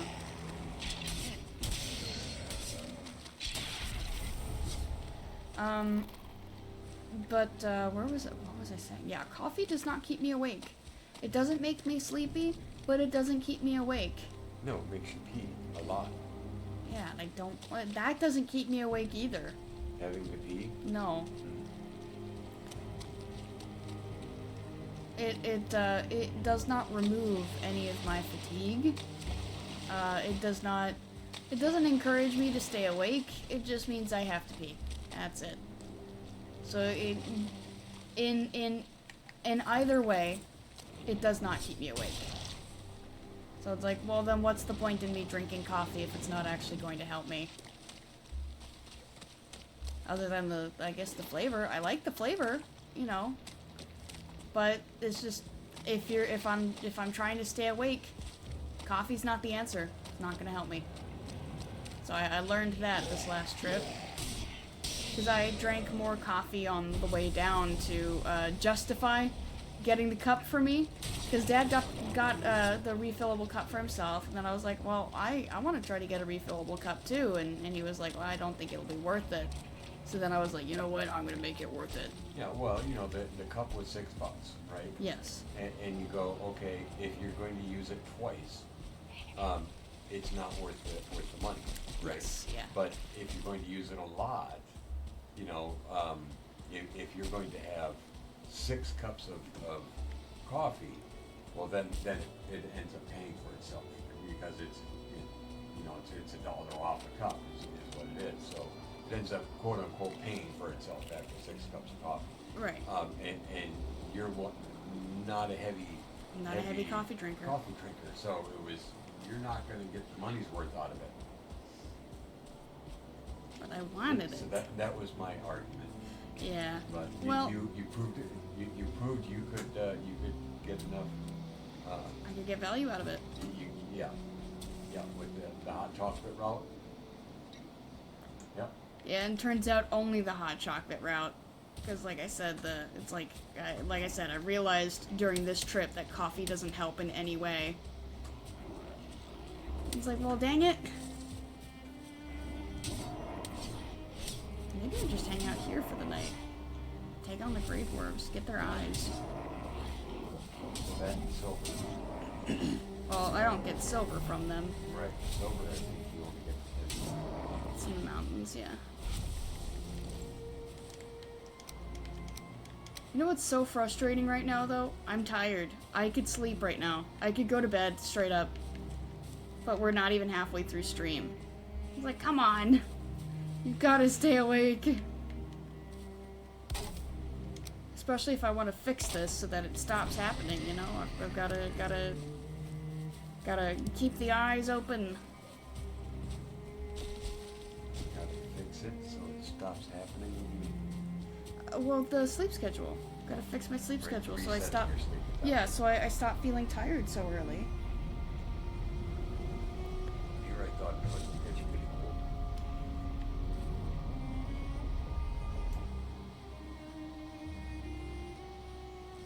The audacity of you. It's just, it's impressive tonight. Wow. Mm. I'll have you know that I am not old. At least not yet. That day will come. It is not today. I hear your words. I have been, especially over the past year, I have been feeling more old, though. It sneaks up on you. It does. Yeah. No joking aside, you're like one day you're feeling pretty good about yourself, and the next day you sleep wrong and you're going to a chiropractor for 6 months because you threw your neck out. I mean, what the crap, man? You know. Yeah, it's like, you know, you get a crick in your neck and you realize that it's taking you longer to recover than it used to. Yeah. Well, and back in the day,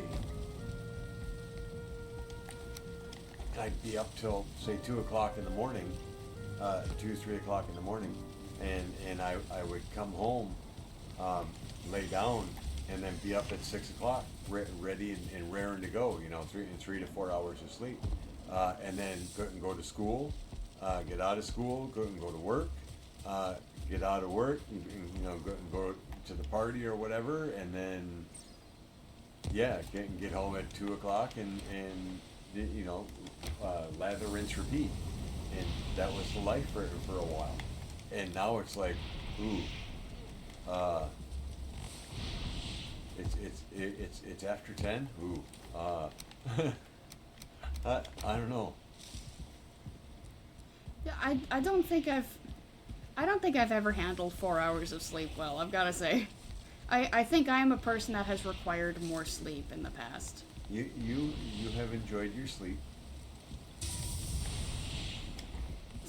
I mean, obviously I keep late hours, and especially, before this last trip, kept Yeah. really late hours. Yeah, so honestly, you're more of a people have evolved to have different biorhythms, and Right. this is part of just flat out evolution, right? Evolution.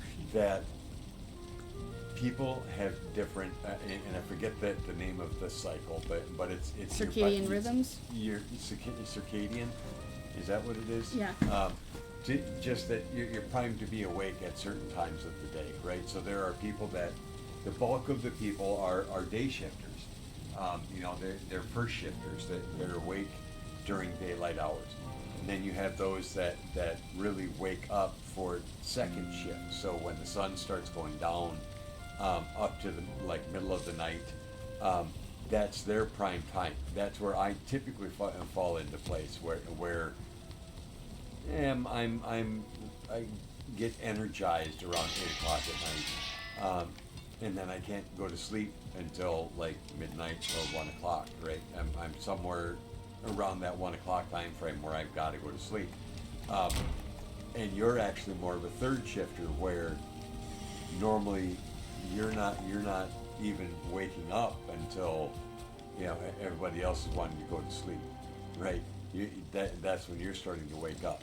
So you're the third shift where when the sun starts coming up, you're passing the torch to the first shifters that coming on duty, and that's more of where historically you have resided.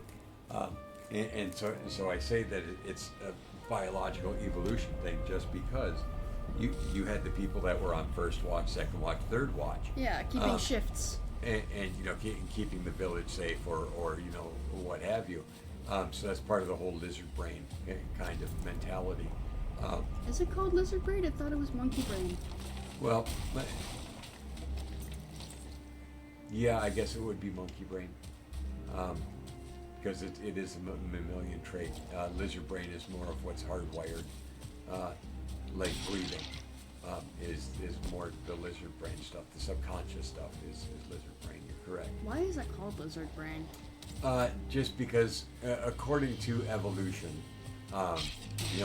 we started off as amoeba, right? And then we kind of became fishy, and then amphibian, and then lizard-like, and then mammalian afterwards, and then human. Huh. Guess I didn't realize lizard was part of that. Yeah.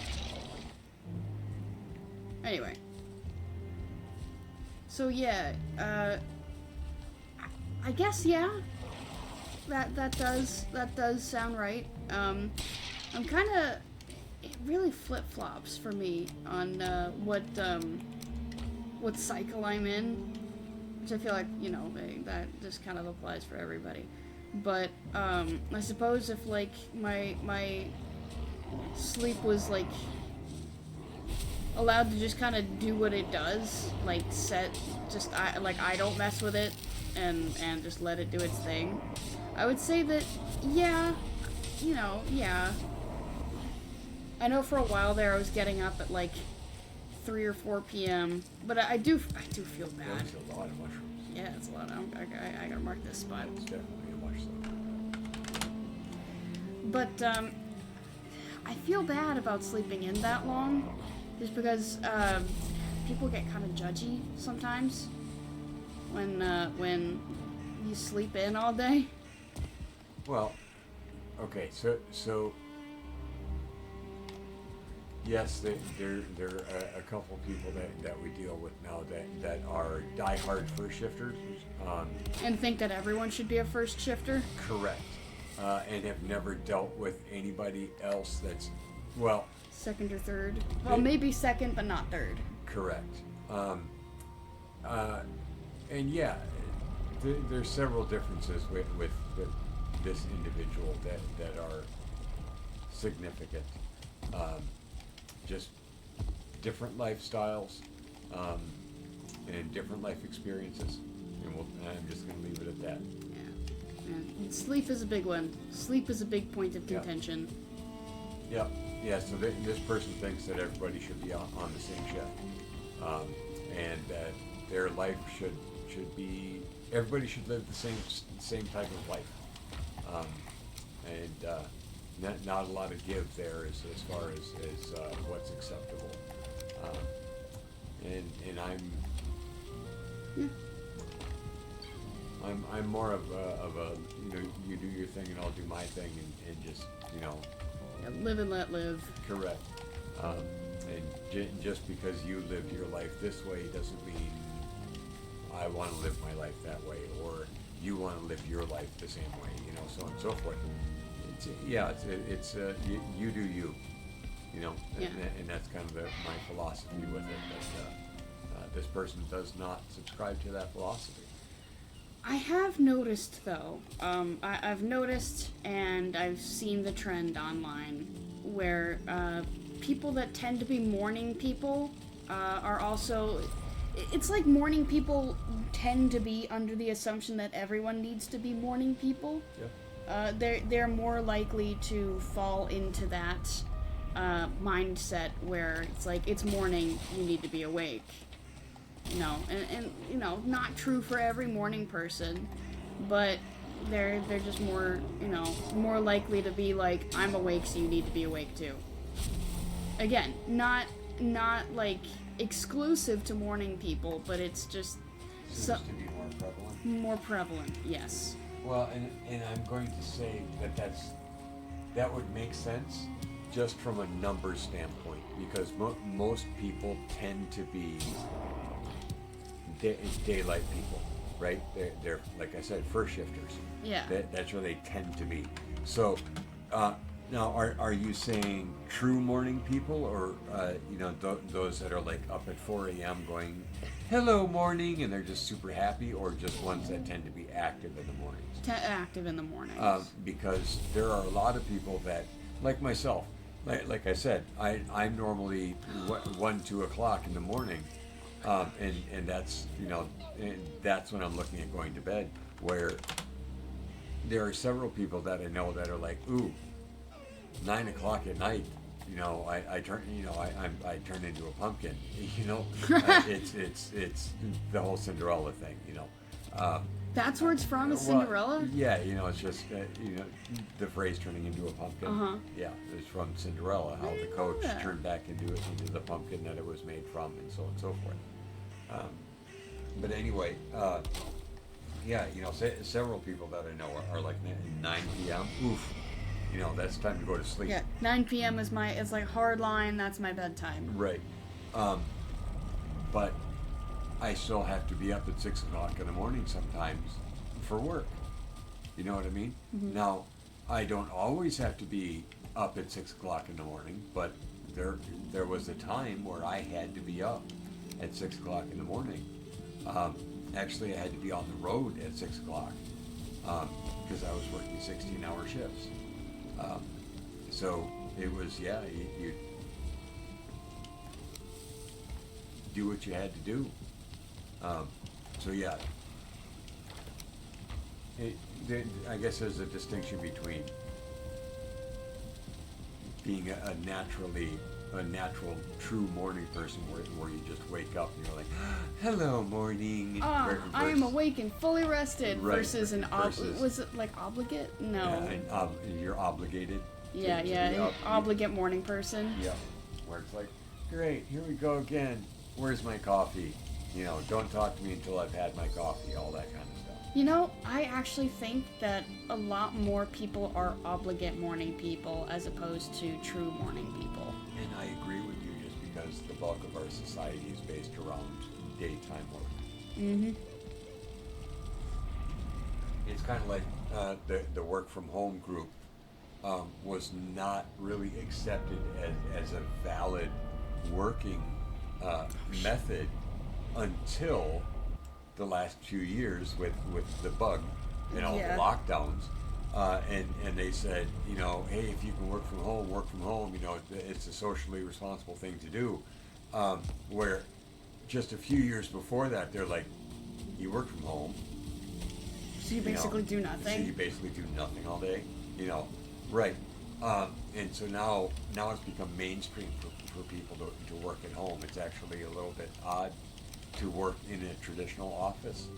Um, it's still there. I mean, don't get me wrong. Of course, yeah, it hasn't been like abolished. Correct, but it's much more mainstream for people to work at home. So these last several years, I was already working from home when the whole bug thing started, just because of my my work path, the trajectory of my working career. That I ended up working from home for the last couple of years prior to the bug. So for me, there was no transition. But you're right in that. Um, uh, People just, I'm kind of talking in circles here, but I guess the point was you get used to a certain behavior, and it's easy for people to lose sight that their Oh my gosh, hi. that their life is not the same as everybody else's. That they kind of lose sight of that fact that, hey, not everybody has the same working situation. Not everybody has the same living situation, sleeping situation, what have you. That people are just flat out different. Um, if you're surrounded by, oh, hello. He spawns in the water, so I can't kill him right away. But if you're surrounded by a whole bunch of people that are the same as you, you're going to think everybody is the same, right? Comes in echo chamber, sort of. Correct. All right, just go to boom.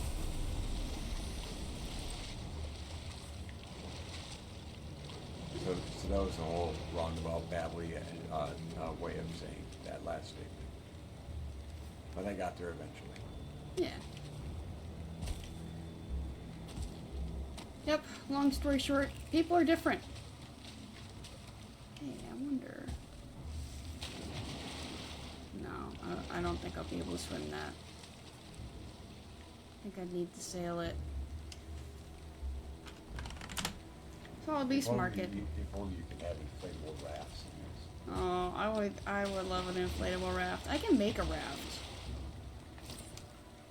But, I mean, I don't have the materials for it right now, but I could just make a raft.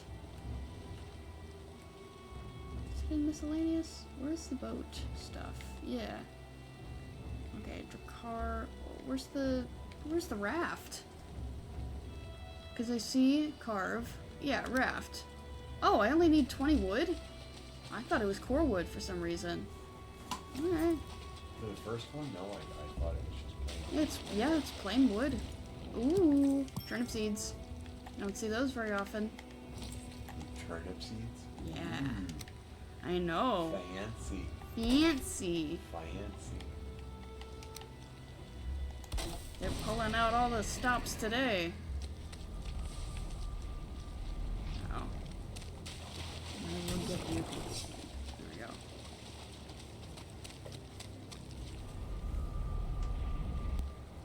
Yeah, where were we going with this? Just different sleep schedules and judgment. People getting judgy about it. Yeah. Well, I kind of feel like we've said all we need to say. Unless you got something to add. Nope. Yeah, not really. Alright. Good talk. Hit the showers. Next subject. Oh, we got to go to a thrift store recently. That we did. And we found some interesting stuff. Yeah. Like, I found I found a sweater that has a translation error on it. So essentially, it looks like it was something that might have originally been written in a different language, and then was poorly translated to English. So it kind of just came across as a bunch of gibberish. But it was printed on a sweater. And I ended up finding this sweater. It was like, what is this supposed to be about?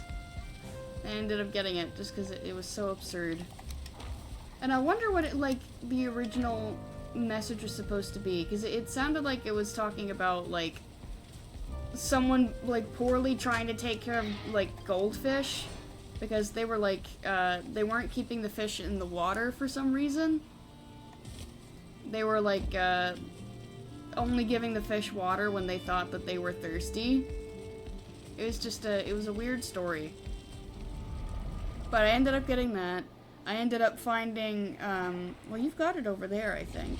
Oh, do you? Or did you put it over here? Yeah, that's it. You just put your hand on it. Well, not this. I'm talking about the other one. Oh, yeah. So, we found a movie. It was a video CD. From Korea. No, it was from China. Is it? Yeah, it's called $60 Million Man. And it's from China Star Entertainment Group. So I found it. Apparently the plot is supposed to be that this person goes through a traumatic accident and it's like only their head and like maybe like their heart is all that's left. And they're rebuilt by an eccentric scientist who gives them a bunch of like mechanical parts that they don't need, like a phone for a hand, that kind of thing. And it's supposed to be a humorous thing.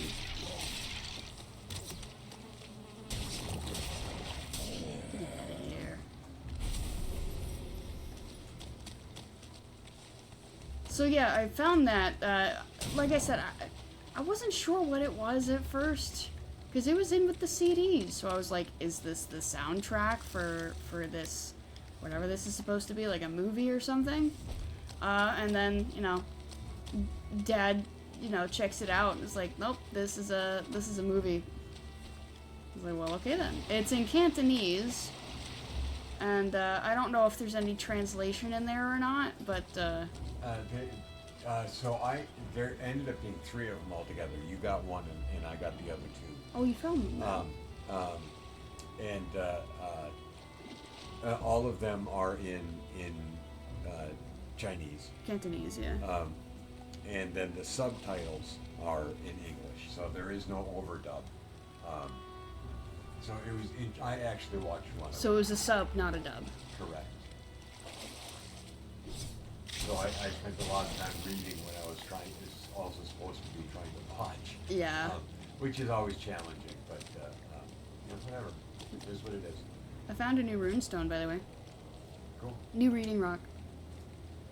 It says, for long ages, Odin's eye was turned from Valheim. Yet while the gods ignored it, other creatures crept or fell through cracks into the forgotten world. Trolls, goblins, and men found their way along these secret paths. Kingdoms rose and fell and are buried deep beneath the ground. Walker among the dead, you tread a grave with every step. I see. Yeah. Dang. You tread a grave with every step. That's pretty metal.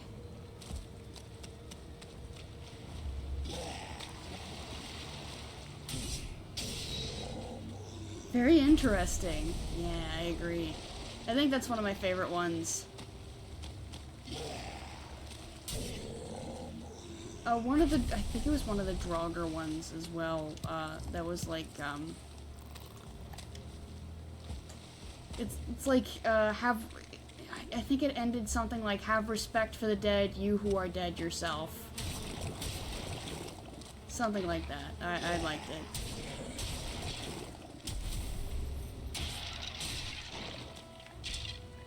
Oh, hi. Sorry, I didn't realize you were there. I guess the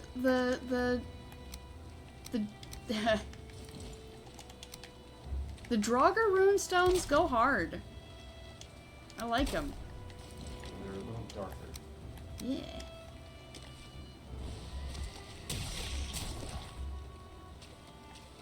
Oh, there's a crypt over there. So, are you, what are you hunting right now? What resource Yes. are you at right now? Yes. Okay, because I thought you were supposed to be going for silver. Technically, I'm really just exploring right now. That was the goal, was just to explore. Okay.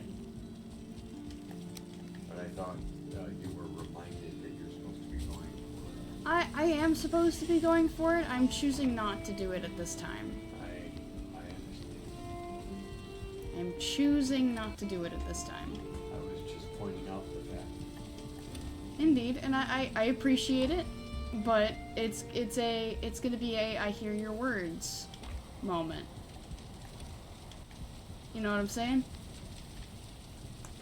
Understood. To turn your own phrase against you. Not again. You don't think it's against? Nope. It's turning down the idea of going to get silver. Nope. No? Well then. You're just finally acknowledging the greater wisdom of your elder and applying it to your life. Is that what I'm doing? Is that what that is? No, not even close. Yeah, I didn't think so. You're acknowledging my ideas are superior. Am I? Is that? Yes, it is. Now he's bent down and I can't see him anymore. Aha, I got him though.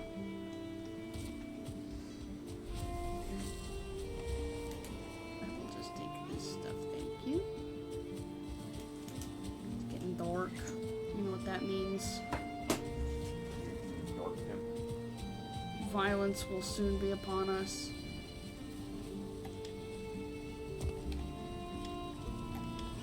Anyway, we found those. I also found a lot of Kenny G CDs. I didn't get any of them, but just when we were looking at the CDs, we found a lot of Kenny G.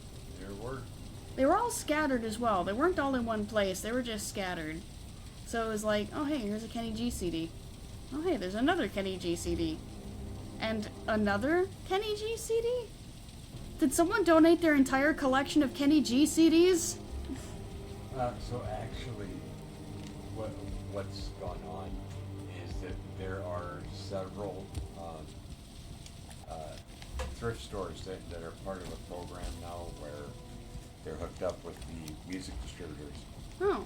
And so the overstocks that have traditionally just sat in a warehouse, these music distributors are now just donating for, it's a tax write-off for them, but it also helps out the various thrift stores because they're able to sell the CDs. Yeah.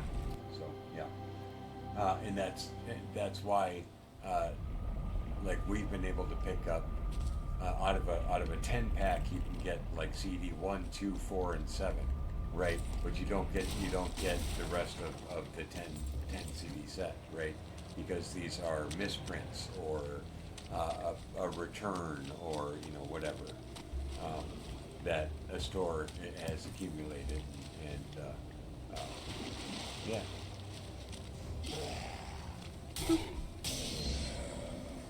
So yeah, and some of the CDs are still wrapped in cellophane. Got like 6 of them in this last haul that were still in their original plastic. That's pretty cool. Yeah, I don't tend to look for CDs for myself. What ended up happening this time, we were looking around and I was pulling out CDs that I thought Dad would be interested in and just being like, hey, does this interest you? How about this? Do you know this group? Do you want this? So I think like half the CDs that you ended up getting was because I pulled them out for you. There was a good portion of it. I wouldn't say half, but it You was don't a think good so? portion. No, with the amount that I purchased, no. Fair point. No. You know what? Thinking about it, yeah, it might have been a third. Maybe. Maybe a third. Yeah, half was generous. But yeah, I mean, I was doing that, and then I'm starting to get more into country, which is not something I thought I would be saying. Well, and it was every gas station that we went to, every travel center that we went to, They always played country. they were playing a lot of specifically 90s country. Yeah, and a lot of it was and romance it's too. pop country, just popular country. Right. So it wasn't like the bluegrass style. It was more of the pop rock. You know, they just Kelly Clarkson, and I don't think they played Garth Brooks, but might have done. yeah, but like the Kenny Chesneys and the Brad Paisleys and the Leanne Womack's, Martina McBride's, Lori Morgan was another one that was just quite a bit. Terry Clark, another one that they played. Yeah, you know, a lot of them were highly recognizable, just from popular radio in the 90s. Well, for you maybe. For me, it was just vague country. Correct. But I'm also not as You well, also weren't alive in the 90s, so. Yeah, but I'm also not as well versed in like the names of the people who sing the songs or the names of the songs. It's just I've heard this song before, whatever it is, it's familiar. Right. So yeah, I ended up picking up a country CD, which again, didn't think I'd be doing, because I used to be a vehement hater of country. Which I think it was more something I've noticed too is that like at least when I was younger, kind of an active suppression of a southern accent, trying to sound less yeehaw. I don't really know why I didn't like it. Maybe it was just an assumption that southern equals stupid. Because I know that was like that's a belief that's still held today, that people with southern accents aren't the most intelligent, and I think I bought into that when I was younger, but it's definitely faded now. So it's I used to cut down on the yeehaw in my voice, and I used to be an active hater of southern music, country music, you know. But nowadays, I've chilled out about it, you know. It's like, you know, accents don't mean anything, and country music is still good. Like, it's funny, I used to say that I hated country music, but I liked Garth Brooks.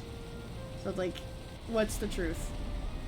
The truth is I was weird about that kind of stuff, and I'm not anymore. What was I going to grab? I wanted to grab my wisp light. I have my wisp light. I came back for nothing. No, it was for the wisp light, and I had the wisp light. Yeah, I was just a... No, I'm going through a crypt right now, actually. Kind of actively going through a crypt at the moment. But yeah, it's just... I don't know why younger me was so weird about it, but it's only been in like recent years that I've really challenged myself on it, because it's always been like a passive belief, so not something that I it wasn't a hill that I was dying on, but it was something that like kind of stuck in my brain, and it wasn't till a few years ago that I was like, okay, but why though? There's no reason for this. This is stupid. I was like, you know what? You are absolutely right, it is stupid. And so now that's just kind of not there. And I've allowed myself to start liking country. So, like I said, picked up a CD. And again, you know, I said I hated country, but there were several country songs that I liked. So I don't know why I was like that.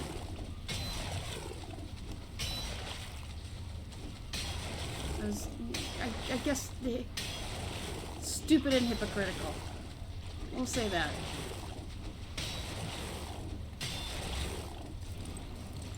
Hello? Okay, hold on. Hold on, hold on. There's still a thing in the way. Hold on. Okay, now we're good. Thank you for your patience.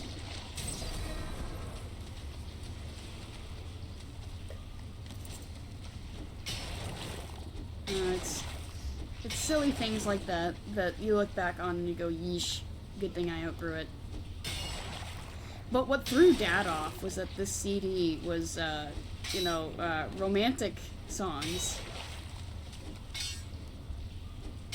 Because I remember you wanted to rip the CD, and so I passed it to you, and you were like, country romance songs? Why romance? And, well, it's because we heard a lot of it on the road, and I was like, you know what, I'll give it a shot. But just romance songs aren't typically my thing. And it's, I don't know, it's just kind of just not my thing in general. It's not I think it's gross or anything like that. It was just I want to listen to something else instead. But, wanted to pick it up, give it a shot. And I think we listened to it. It was okay, There were some good songs. There were some meh songs. But you get that in a compilation. We can't all be winners. Actually, about a different CD I got at a different time, I do have a little buyer's remorse. So I bought the latest Twice album, Strategy, and I think Strategy was the only song that I liked and the rest were mid, which was definitely disappointing. So it's like, I ended up getting their Ready to Be album, and I liked all the songs on there. They were all good songs. But just this album, I didn't like as much. And they had another mini album come out called You Get Me. And I ended up, I like the title song for that one a lot. But I didn't end up getting that one because I was already getting Strategy. So I was like, I don't need to be getting 2 albums in a day. Just because I was getting them at full price, right? So I was like, I'm just gonna get the one. So I ended up getting Strategy, and, listened through the entirety of Strategy. It was like, I kind of wish I got the other one instead. But that's kind of the risk you run when you buy a CD, not knowing if you'll like the music on it or not. Which I guess it could be said that I should have listened to the album on YouTube before deciding to buy it. But I guess the way I saw it was, it went well with Ready to Be, so it will probably go well with Strategy. And turns out that was not the case. Again, they can't all be winners. But maybe it's just a matter of I need to listen to the songs more and they'll grow on me. So I guess we'll see on that one. Now, a group whose CDs I really want to find are Mamamoo, but they haven't come out with anything recently. At least not to my knowledge. As far as I know, they're still doing solo stuff right now, and I don't know if they've come out with anything recently for their solo stuff either. But you know what? I should probably look into it more too before I say anything. Get out of here. Get thee hence.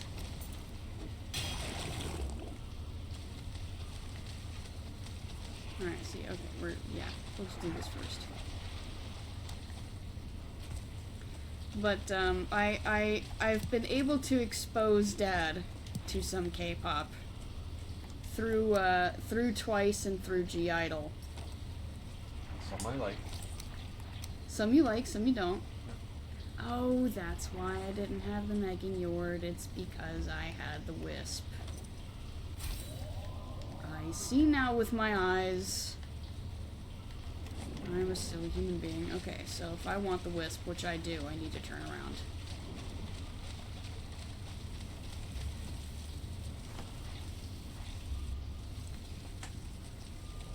So yeah, I've got, I've only got one G-Idol album. It was Super Lady. Yes, I got Super Lady. But I actually like a lot of G-Idol songs. I like several of Twice's songs, which is why I've been giving their new stuff a chance. But I think I actually like G-Idol more than Twice. And then of course over G-Idol is Mamamoo, but you know, Mamamoo is like my absolute favorite K-pop group, so hard to top that one.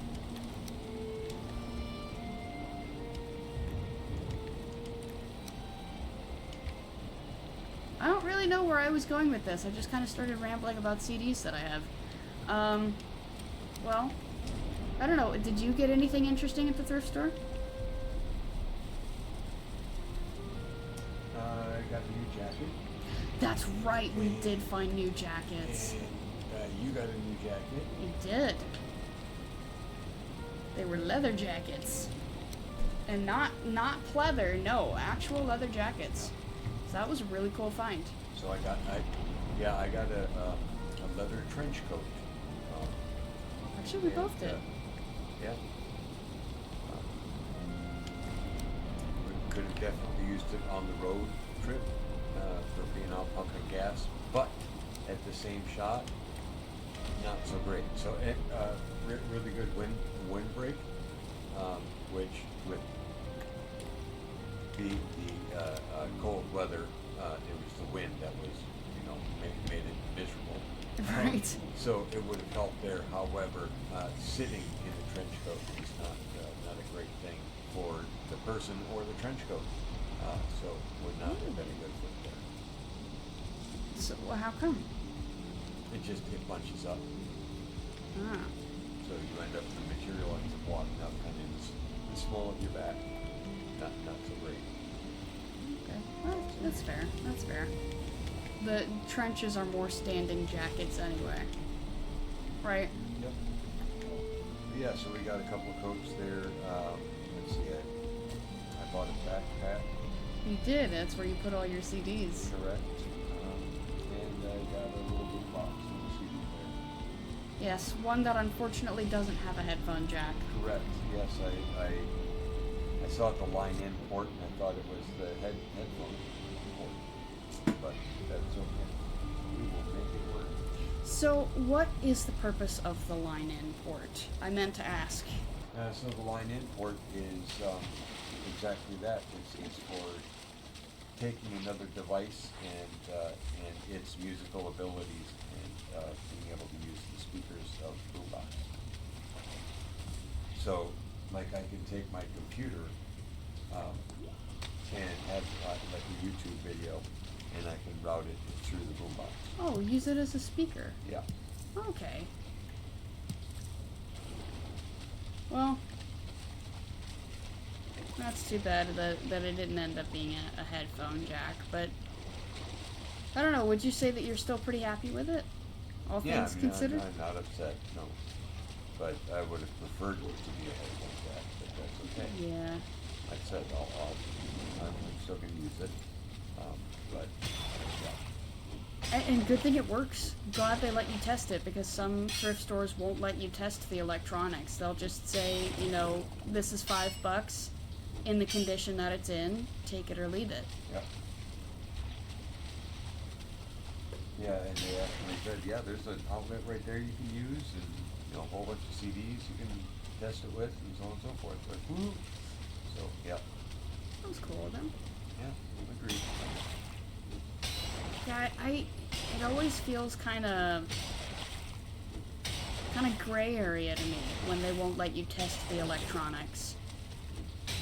It's like, we just want to sell this. We don't even know if it works, but we slap the price on it.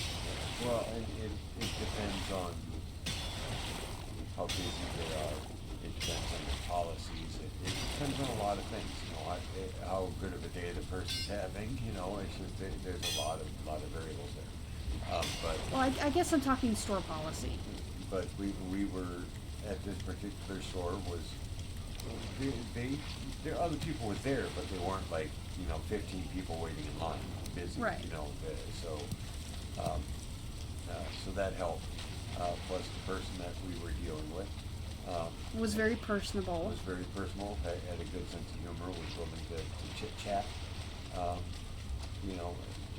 Yeah.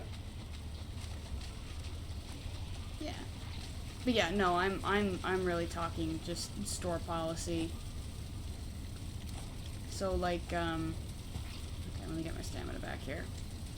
So like, there's a thrift store near here. Not the one that we went to, but a different one. That, they were just, like I said, they were selling electronics. They didn't even know if they worked or not, but they slapped a price on it and went, you know, buyer beware. Yep. Yeah, they put on the as-is sticker and away they go. And it's like, okay. I mean, it feels a bit lazy to do that. I mean, I know they might not have time to test every single thing, but like, you can plug a blender into a wall socket and see if it turns on, right? That kind of thing. That takes like a minute, maybe, to just plug it in and see if it at least turns on. There we go. That'll work. Oh, that didn't. That's okay. Whee! The gentle float down. So I guess it's kind of a, it's I guess it makes me question a business's integrity. So like, not only they don't test it, but they also won't let you test it either. That's the bit that gets me. I guess it'd be one thing if it's like, yeah, we haven't tested this, but you know, there's a wall socket here if you really want to. But it's another when it's like they don't have a place for you to test it. And it's like they just want you to buy it. It's like you don't even care what you're putting out on the floor, you just want money. So that's where it feels kind of iffy to me. It's like you don't actually care about selling people products that they'll actually be able to use. You just want them to give you money. That's where I get kind of, So it was nice that this thrift store, you know, I don't know if they necessarily tested it, but at the very least, they let you test it. So that was, you know, that was a +1 for me. Alright, coin here. Let's see. Oh, we got a lot of wood, too. A lot of ancient bark. That's something we haven't gotten a lot of in a bit. Oh, we got some chains here too. Okay, withered bones, go over here. You know, I'm sleepy, but we have made it 2.5 hours in. We've only got half an hour left. Pretty happy about that. We've hung in there. How you feel? Sleepy. Indeed. Well, I guess, you know, it's a good thing that we're doing the crypt stuff, because look how much iron I have. I cannot see how much iron you have. A little bit of iron. Yes, but it used to be this full chest. Yes. So it's definitely decreased somewhat since then. So it's a good thing I'm actually hitting this crypt. Maybe. Yeah, there's a lot of rebuilding that needs to be done before I even think about hitting the Ashlands again. Anyway, what else did we get at the thrift store? I wanted to get long sleeves. Yep. I ended up finding long sleeves. Oh, yeah. The sweater was one of them. The boots. Oh, yeah, the boots. I got winter boots. I've never had winter boots before, but I have them now. I have two pairs now. Not since you were a child. Yeah, that's fair. I've never, recalled having them, I guess. But I have some now. I found some that were white and red. Was really happy about that.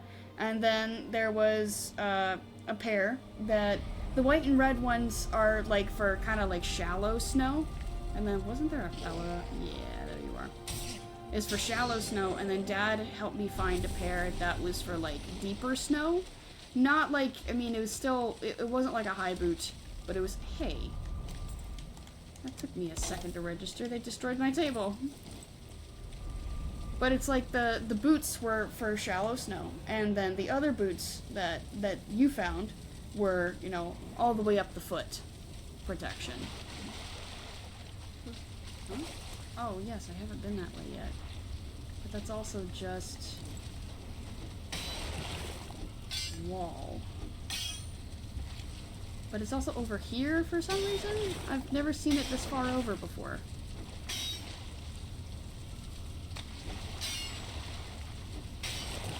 There we go.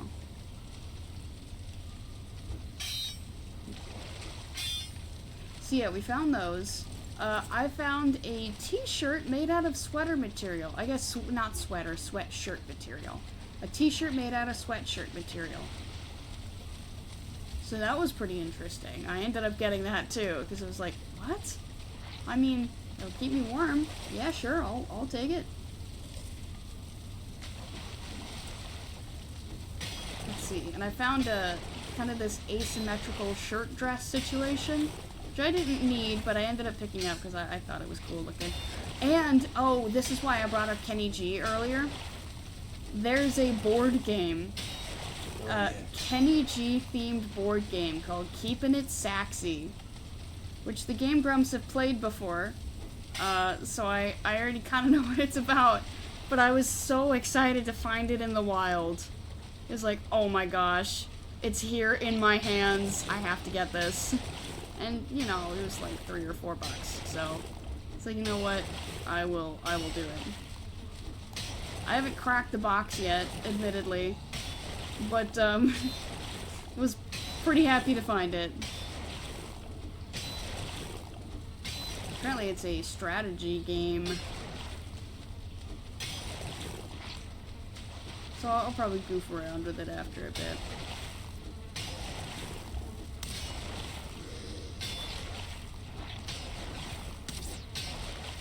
Ow.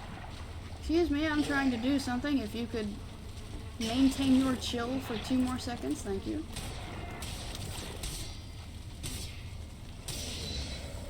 No light for you.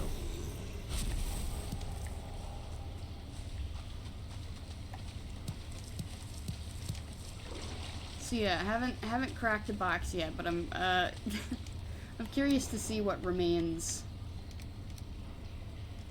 And I'm gonna drop off the iron for now. I'll come back for it.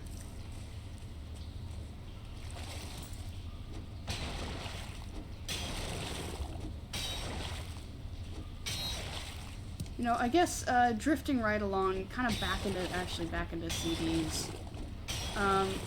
I was listening to, I have a copy of the database Dad has been filling with music, ripping the CDs, and I was listening to Garth Brooks today, and I've come to the realization that I only like some of his music. I do not like all of his music. Like, one of these CDs, I believe the year on it was like 1997, I think it was.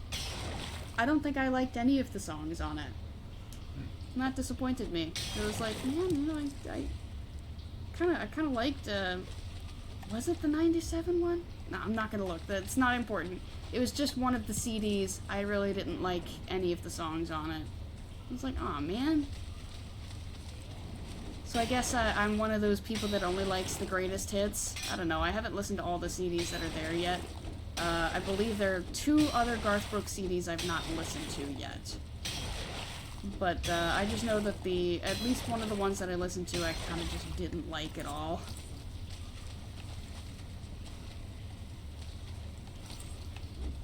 Sad discovery. Apparently, Garth Brooks is still making music, or at least still performing. Because we got to see advertisements for him during our travels. He was performing with somebody. They have a show at some point. Which, good for him, you know, that he's still going. I have no idea who the lady was. I didn't get to... You saw I didn't see that he's touring with somebody, so it's something you saw. I was asking who it was. Oh yeah, no, the billboards that I saw, I didn't get to read them, I just recognized him. So I saw him on the billboard along with a lady, and it was like, oh my gosh, he's still going. Oh. Most likely her then. That's why I was asking. But yeah. But yes, I think he's got. I think he's got a podcast and stuff. Oh, really? Yeah, because actually your uncle was talking about him and business. Really? I didn't know you was a Garth Brooks fan. Yeah. But you know, I like some of his stuff too. There's nobody that I am like a diehard fan of. Really? Of all the groups that I listen to, so, you know, I like them, but I'm not like. Weren't you just telling me a few days ago that there was a group that, like, you didn't have their entire discography, but you wanted their entire discography? Yeah, but that's different. So.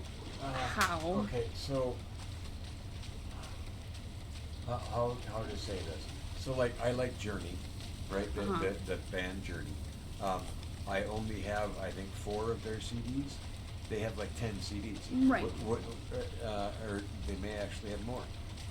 So would I like their entire thing? Yes, just because I'm a collector. But is it a oh my goodness? Journey is you know, has released a new T-shirt. I must go get this new T-shirt. You know, I'm not so that level of fan. You're talking other media and merchandise besides their music. Right, exactly. So and it's like, oh, they're in concert. I'm not rushing out to buy tickets for the concert. No, I'm not that level of fan. Right.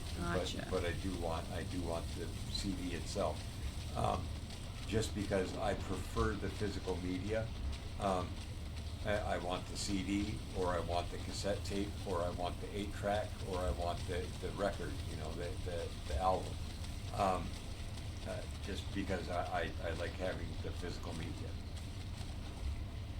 So I'm going to download it from, you know, the iTunes store or whatever. No, I don't want the digital, because they can turn off the digital, your access to it, and then where are you at, right? That's part of what I don't like about the gaming consoles and stuff, with storing everything online. I'm not a fan. Hey, he was attacking people. He's attacking my table. You okay, table? Yeah, he's just fine. Good. Caught it right as it started. Yeah. But yeah, I'm the same way. I'm just kind of in a position where I can't do anything about that right now. At least with the games. Okay, so I need to be... Oh, I need to drop this off first. Eek. Well, I'll do this too. Not that it's gonna help a whole lot, but... That crypt is now done. I've got to mark it off the map.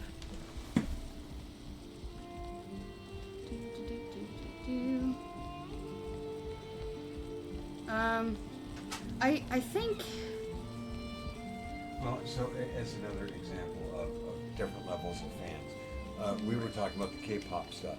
Yes. Oh, yes, yeah. Right. So there's like 5 versions of the album. The strategy, yeah. Right. Well, 4. There's 4 versions. And so if you're a diehard fan, you're want all going to be versions. out there trying to get all 4 versions, right? Where I would just buy one. Buy one and call it a day. And call it a day. Yeah, I have the album now. Right. And there are others that are like, I must have every single one so I can get every single picture, because a lot of the draw of the K-pop albums, especially the ones that aren't just the CDs, are the photo books. Right. And you know, they're collector items. Correct. So, yeah, I'm more of I just want the music. So is that a fish? No, this is scrap iron. It's just on the... It kind of looks like a fish. Alright. And now I can come up and grab the scrap iron. Didn't have room for it before. But yeah, I guess, Huh. I don't know if I'm super fan to the point of.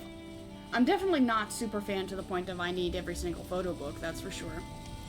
But I mean, like, keychains would be pretty cool. I collect keychains anyway, though. To be fair. Yep. I do just collect keychains. And candles.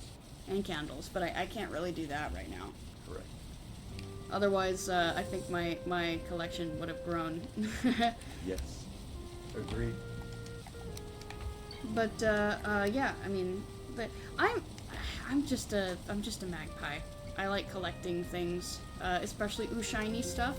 You come by the collection stuff, honestly. Both your mother and I were, well, collectors in general. But yeah, I mean, well. Yeah. You're a collector right now, still. Yes.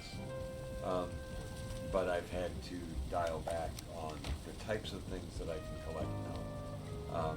Where you called out, hey, they have a record selection over here, and I'm like, I don't have a record player with me, and so I'm not going to be a player anymore, right? If we were back home right now, then that would be a whole nother story. Then it would be, ooh, what kind of album, what kind Right. of stuff do they have? Yep. And you've seen my collection of music. And, He and really you likes to know collect media. How wildly eclectic it is, and wide ranging. That yeah, I'm not above getting the oddball album just for, hey, this looks cool. It may sound like total garbage, but it looks cool. I didn't even have it on the list. But now we destroy the table. That's fizzle. I do see the thistle. Oh, you see that? There's 3. And I picked up some free wood on the way. Spawn point. They open the spawn there. Nope. You had to say something. Yeah, there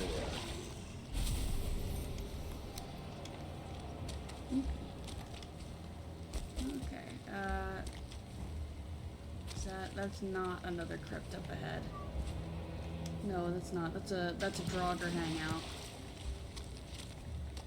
That's their vibe spot. This is their area. Howdy, folks. Whoops. No, don't knock me into the water. And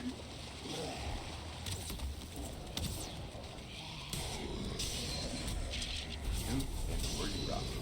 And a wordy rock. And some defense. Ugh.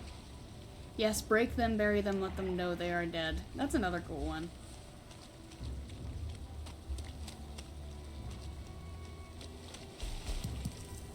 Remind these guys that they came from the ground and you can just as easily put them back in it. And there's a red mushroom There is. I'm out of space already. I know. It was quick.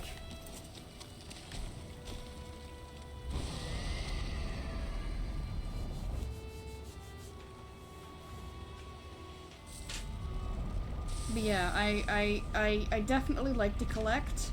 Well, I think even we were talking about it when we were playing Sea of Thieves too. But it was we were talking about Ketch's magpie tendencies. I think off stream, one of my other friends, Bean Dip, she ended up joining the stream. Well, not the stream. She ended up joining the group when I had to leave for a bit, and so while they were all kind of working and doing that stuff, I was in my own. There's a mode in Sea of Thieves where you can play on a private server so that you're not accosted by other players. So that's what I was doing. And I had made a remark that that Ketch and Lake don't stop to empty every single barrel. And they had mentioned that it was kind of time consuming and not really worth it, just because it was like, you know, all low level stuff. But while I was in the private server, I found an island, and I was just emptying all of the barrels, you know, because that's what I had wanted to do. And I came back around to some of the other barrels that I'd already emptied, and come to find out they had regenerated. It's like, what? Wait, they do that? It was very funny. So I got to learn the hard way why they don't just collect everything from the barrels, because, you know, it's kind of just not possible to, because they will regenerate. But it's the magpie tendencies. I have that in games as well. So it's something that I can relate to, the wanting to collect everything. It's just in Sea of Thieves, when you've already got a lot of stuff in your ship, you become a bigger and bigger target. It becomes more and more dangerous to continue.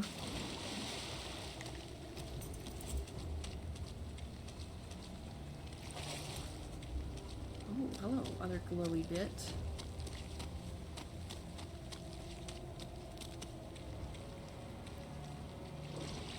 But we were talking, at least with with me and the collecting bit, playing, you know, especially games like Mass Effect and Dragon Age, the RPGs, it's very easy to start just collecting stuff, and then on top of collecting stuff, like, you probably won't even use half of it. You just kinda, it's just there. At least with, Mass Effect, I've gotten to the point now, I've played it often enough that I know what I need to keep and what I can sell. So I end up, finishing out the game with, a lot of money, which is very nice. Because, if you play subsequent playthroughs with the same character, you can unlock better and better gear. Right, character plus. Yeah, it's a New Game Plus situation.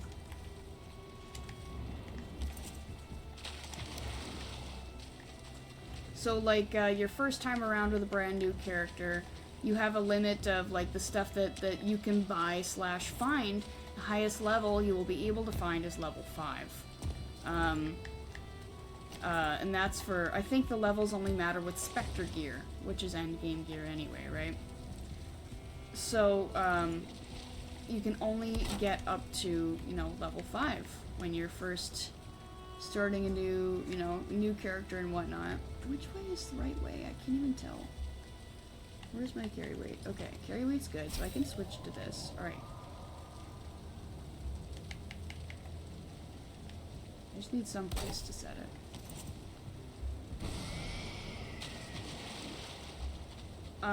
But yeah, you know, the highest stuff you'll be able to get is level 5. And then when you do your New Game Plus, you can get up to, I believe you only need to replay the game once to get up to level 10. I believe so. Don't quote me on that, because typically when I played through the series, I don't play, like, the same game over and over and over. I play 1, and then I play 2, and then I play 3, rinse and repeat, right? So I don't linger with the same game. Right. So I don't actually know the you know, I don't 100% know the rules there. I know the basics, but not the specifics.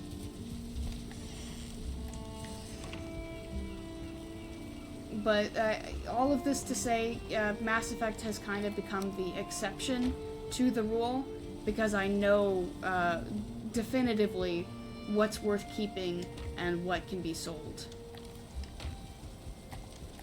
So when I decide to get back into playing those, I need to just kind of have you white. You know, I don't know about that. Well, I guess, you know, there are some armors where it's just like, it's not even worth comparing it to the rest of your gear, because it's always going to be lower level than what you have. Like, some people swear by the Phoenix gear. I personally always sell it. The Phoenix gear, I don't know if you remember the beginning of Mass Effect first game, when you run into Ashley for the first time, she's wearing the white and pink armor. That's Phoenix gear. And it sucks. I think it gives you a health bonus, but in my personal opinion, it is not worth it. It is better to find something else. Yeah, I remember not liking that armor. But it's been minutes since I played Tales of City. Yeah, and then I believe, like, this isn't relevant to us right now, I'm just spouting things off the top of my head. I believe Logic Arrest, what are they called? Crap, the glowy wrist things. They're not tech pads, what are they called? Omni Tools. Yeah, there you go. Logic Arrest Omni Tools, sell them. Solaris, Solaris is a biotic implant. The Solaris biotic implants, keep those. Those are good.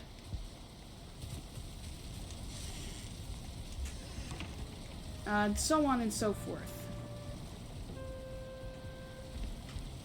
So that kind of stuff. It's like the, and then like the Spectre gear is like, it's like MW something something. Or MH something something. I don't remember what it was, just that it was 4 letters, first one was an M. Those are good. But Oh, and there were marked something or others. Were mixed in there somewhere as well. But yeah. We'll cross that bridge when we get to it. yeah. 1088. Give it up for day 1088. Wow. Wow. You've been busy. Nope, this is the one. This is the floor. I should re-up this. Is it right now? So there, I guess saying definitively know what you can and can't, well, what's worth keeping, what isn't. With some things, it's definitive. With other stuff, I don't always know. So I guess saying definitive was, you know, kind of an exaggeration of my skill. But, you know, for the most part, like I said, it's like Logic Arrest Omni Tools, and Phoenix Armor, just sell them. So all this came from when is it okay to hoard? When is it okay to hoard and when is it okay to sell? Just because I used to hoard in Mass Effect, but it's really not worth it to do that because you miss out on a lot of money. Where in, like Minecraft, Minecraft? Glorious Yeah. hoarder in Minecraft. Minecraft is like, hoarding is really what you're supposed to do. You are supposed to hoard. At least that's how I feel. Because you're always wanting to build more things, you know. You know, the crafting aspect. And especially when you go online and you get inspired by something that somebody else has made. Yeah. And then you're like, oh, what did they make that out of? What the crap? How do I get this? Where do I get this? You know, all that kind of stuff. Yeah. Yeah, so it especially in Minecraft, games like that, it pays to hoard. Yeah, well, because, I mean, what I used to do with your older sister, I'd say, hey, build me a blank. Hey, build me a blank. You know, in my second world, whatever, she's the one that came up with the fishing dock. Yeah. And I just said, come up with something, use anything that I've got, right? And so there was no resource gathering. It was already there for her. Yeah, pretty much. So yeah, she had to make the glass blocks. That was it. All the sand was already there. Well, right. I'm thinking, you know, money is no object. Right. Make this thing. And it was here, you know, and then she did like the decorative stones and stuff.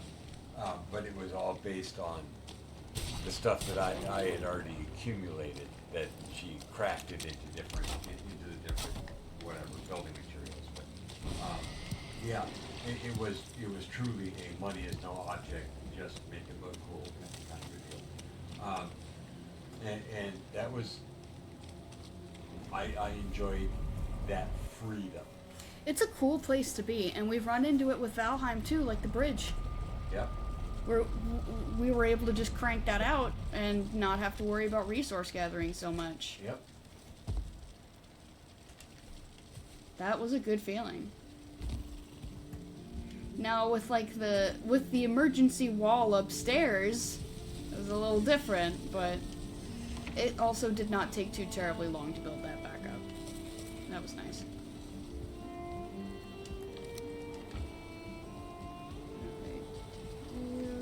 I know I've got thistle. Get this and this. Oh, even some blood bags. And then the rest is not edible. Okay, we got some ancient bark. Okay, and bones. Okay, well. I think I've still got a space for bones over here. I don't! Uh-huh. What's this doing? Okay, those are fine. So yeah, and then, another game that I hoard in is, well, I should say was, because I don't really play it anymore, was Fire Emblem Awakening, where it, especially as you continue through the game, you amass a large group of allies, and they all need to be armed. So, with the hoarding, you keep everybody armed. Correct. They may not all have the best gear, but they are armed. Well, and it was the same thing in the Mass Effect games and Dragon Age and all those others, is that you have an ensemble and you're equipping that ensemble. But then you also tend to use that ensemble as extending your inventory. Yes. You just do. So it's, oh, well, you know, this person can carry 20 extra things, this person can carry 15 extra things, this person can carry blah, You know blah, what's blah. perfect? Baldur's Gate. There you go. Baldur's Gate. That's really where you can extend your inventory, because I don't actually know that you can do that with no, yeah, you can with the Dragon Age games. Yeah, you still can. Yeah, because it was, hey, be careful about using so-and-so because they will leave the party and not come back.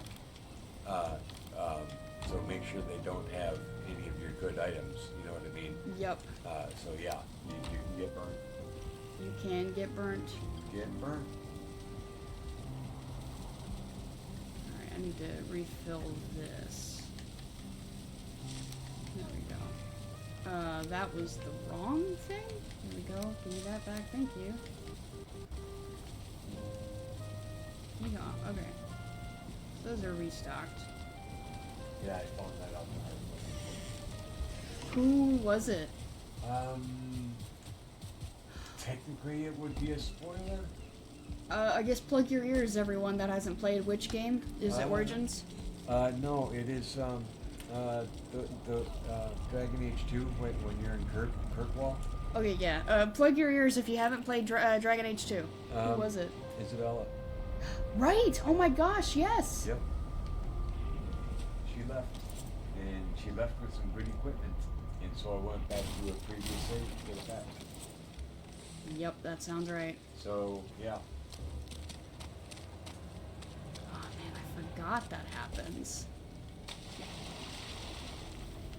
Well, that's one of the possible things. Yeah. But Well, it's guaranteed that this character leaves. It's not guaranteed that they come back. correct.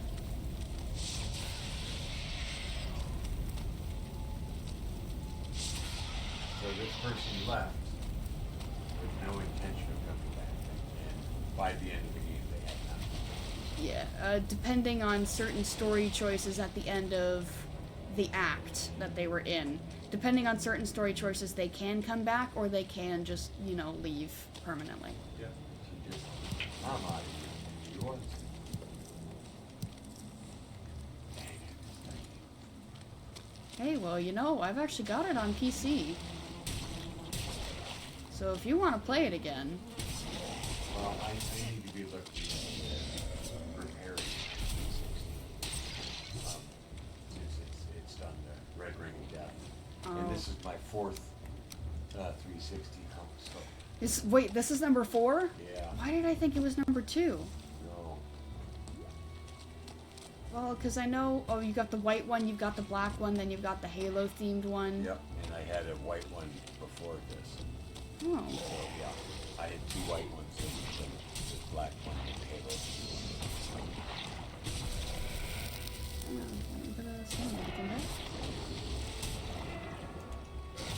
Huh. Did not realize this was number 4. Yep, and so the black one has a bad disk drive. The Halo one finally gave me the red ring of death. The bad red ring of death. I will not return without having all of the solder, Will not return without resuscitation. without the resolder. Yeah, they've got to go in and basically resolder everything. Yikes. So, not so fun. $200 typically. Yeah. Yeah. About as much as it would be to buy a new console. Except they don't sell them new anymore. Except they don't sell them new. Yep. They're all refurbished They're now. all refurbished now. It's weird to think that Xbox 360 was so long ago. They, Yeah, how long it... We're kind of nearing the end of stream now, so I'm willing to look this up.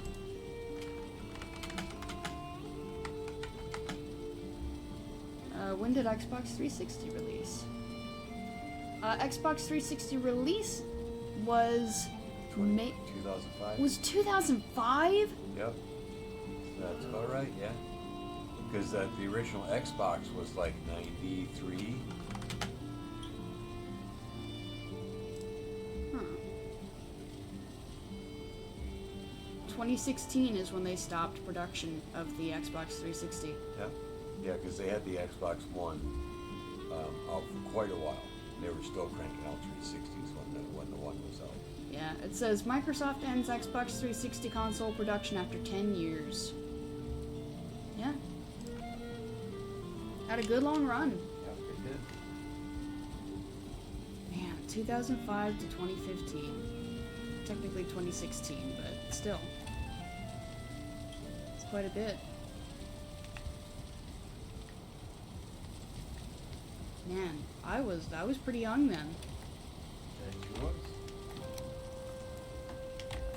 I remember the time when we did not have a 360 though. I remember when that was new to us. Cuz that was pretty exciting. I think it was not long after we got the 360 that we ended up getting DOA 5 as well. I think. No, that's not true. That's not true, because DOA 5 came out in 2012. So we probably had the 360 for a good long while before we found that. Well, keep in mind, I had and still have my original Xbox. Yes, you do still have the original Xbox. So some of your memory is Of the Xbox. of the Xbox. Some of your memory is of the Sega Genesis, Really? which we no longer have. Oh my gosh, yes, the WOC, like, fighting... Yeah, WCW. WCW. It was a wrestling. It was, yeah. Yeah, I remember that game. And I played a football game on there quite a bit. I remember that one. Thank you for the hydration and posture checks, by the way, Ron. I will take a sip and stretch right at the end.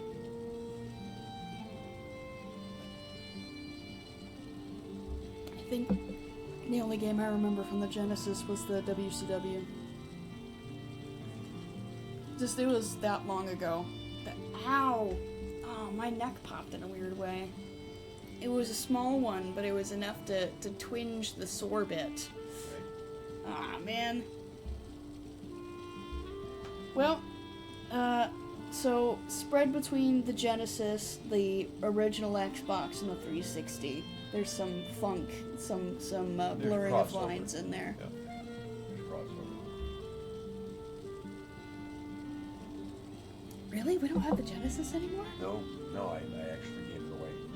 Huh. I gave it to, there was a young family that we had become friends with. and I was mentoring their oldest son. Um, they were actually part of the church group that we were in, and at the time I was running the soundboard, and he actually was learning how to operate soundboard with me. So to free me up to do some other things, and as kind of a knowing where he was at, and the caliber of his character, and some of the struggles that he was going through, so on and so forth. And I had just purchased the Xbox 360, and it was my first gaming console was actually passed down to me from somebody else, right? And so it was a kind of pay it forward mentality, and it was, hey, since I'm buying the 360, I'm going to pass along my Sega system to somebody else, and I chose this young man,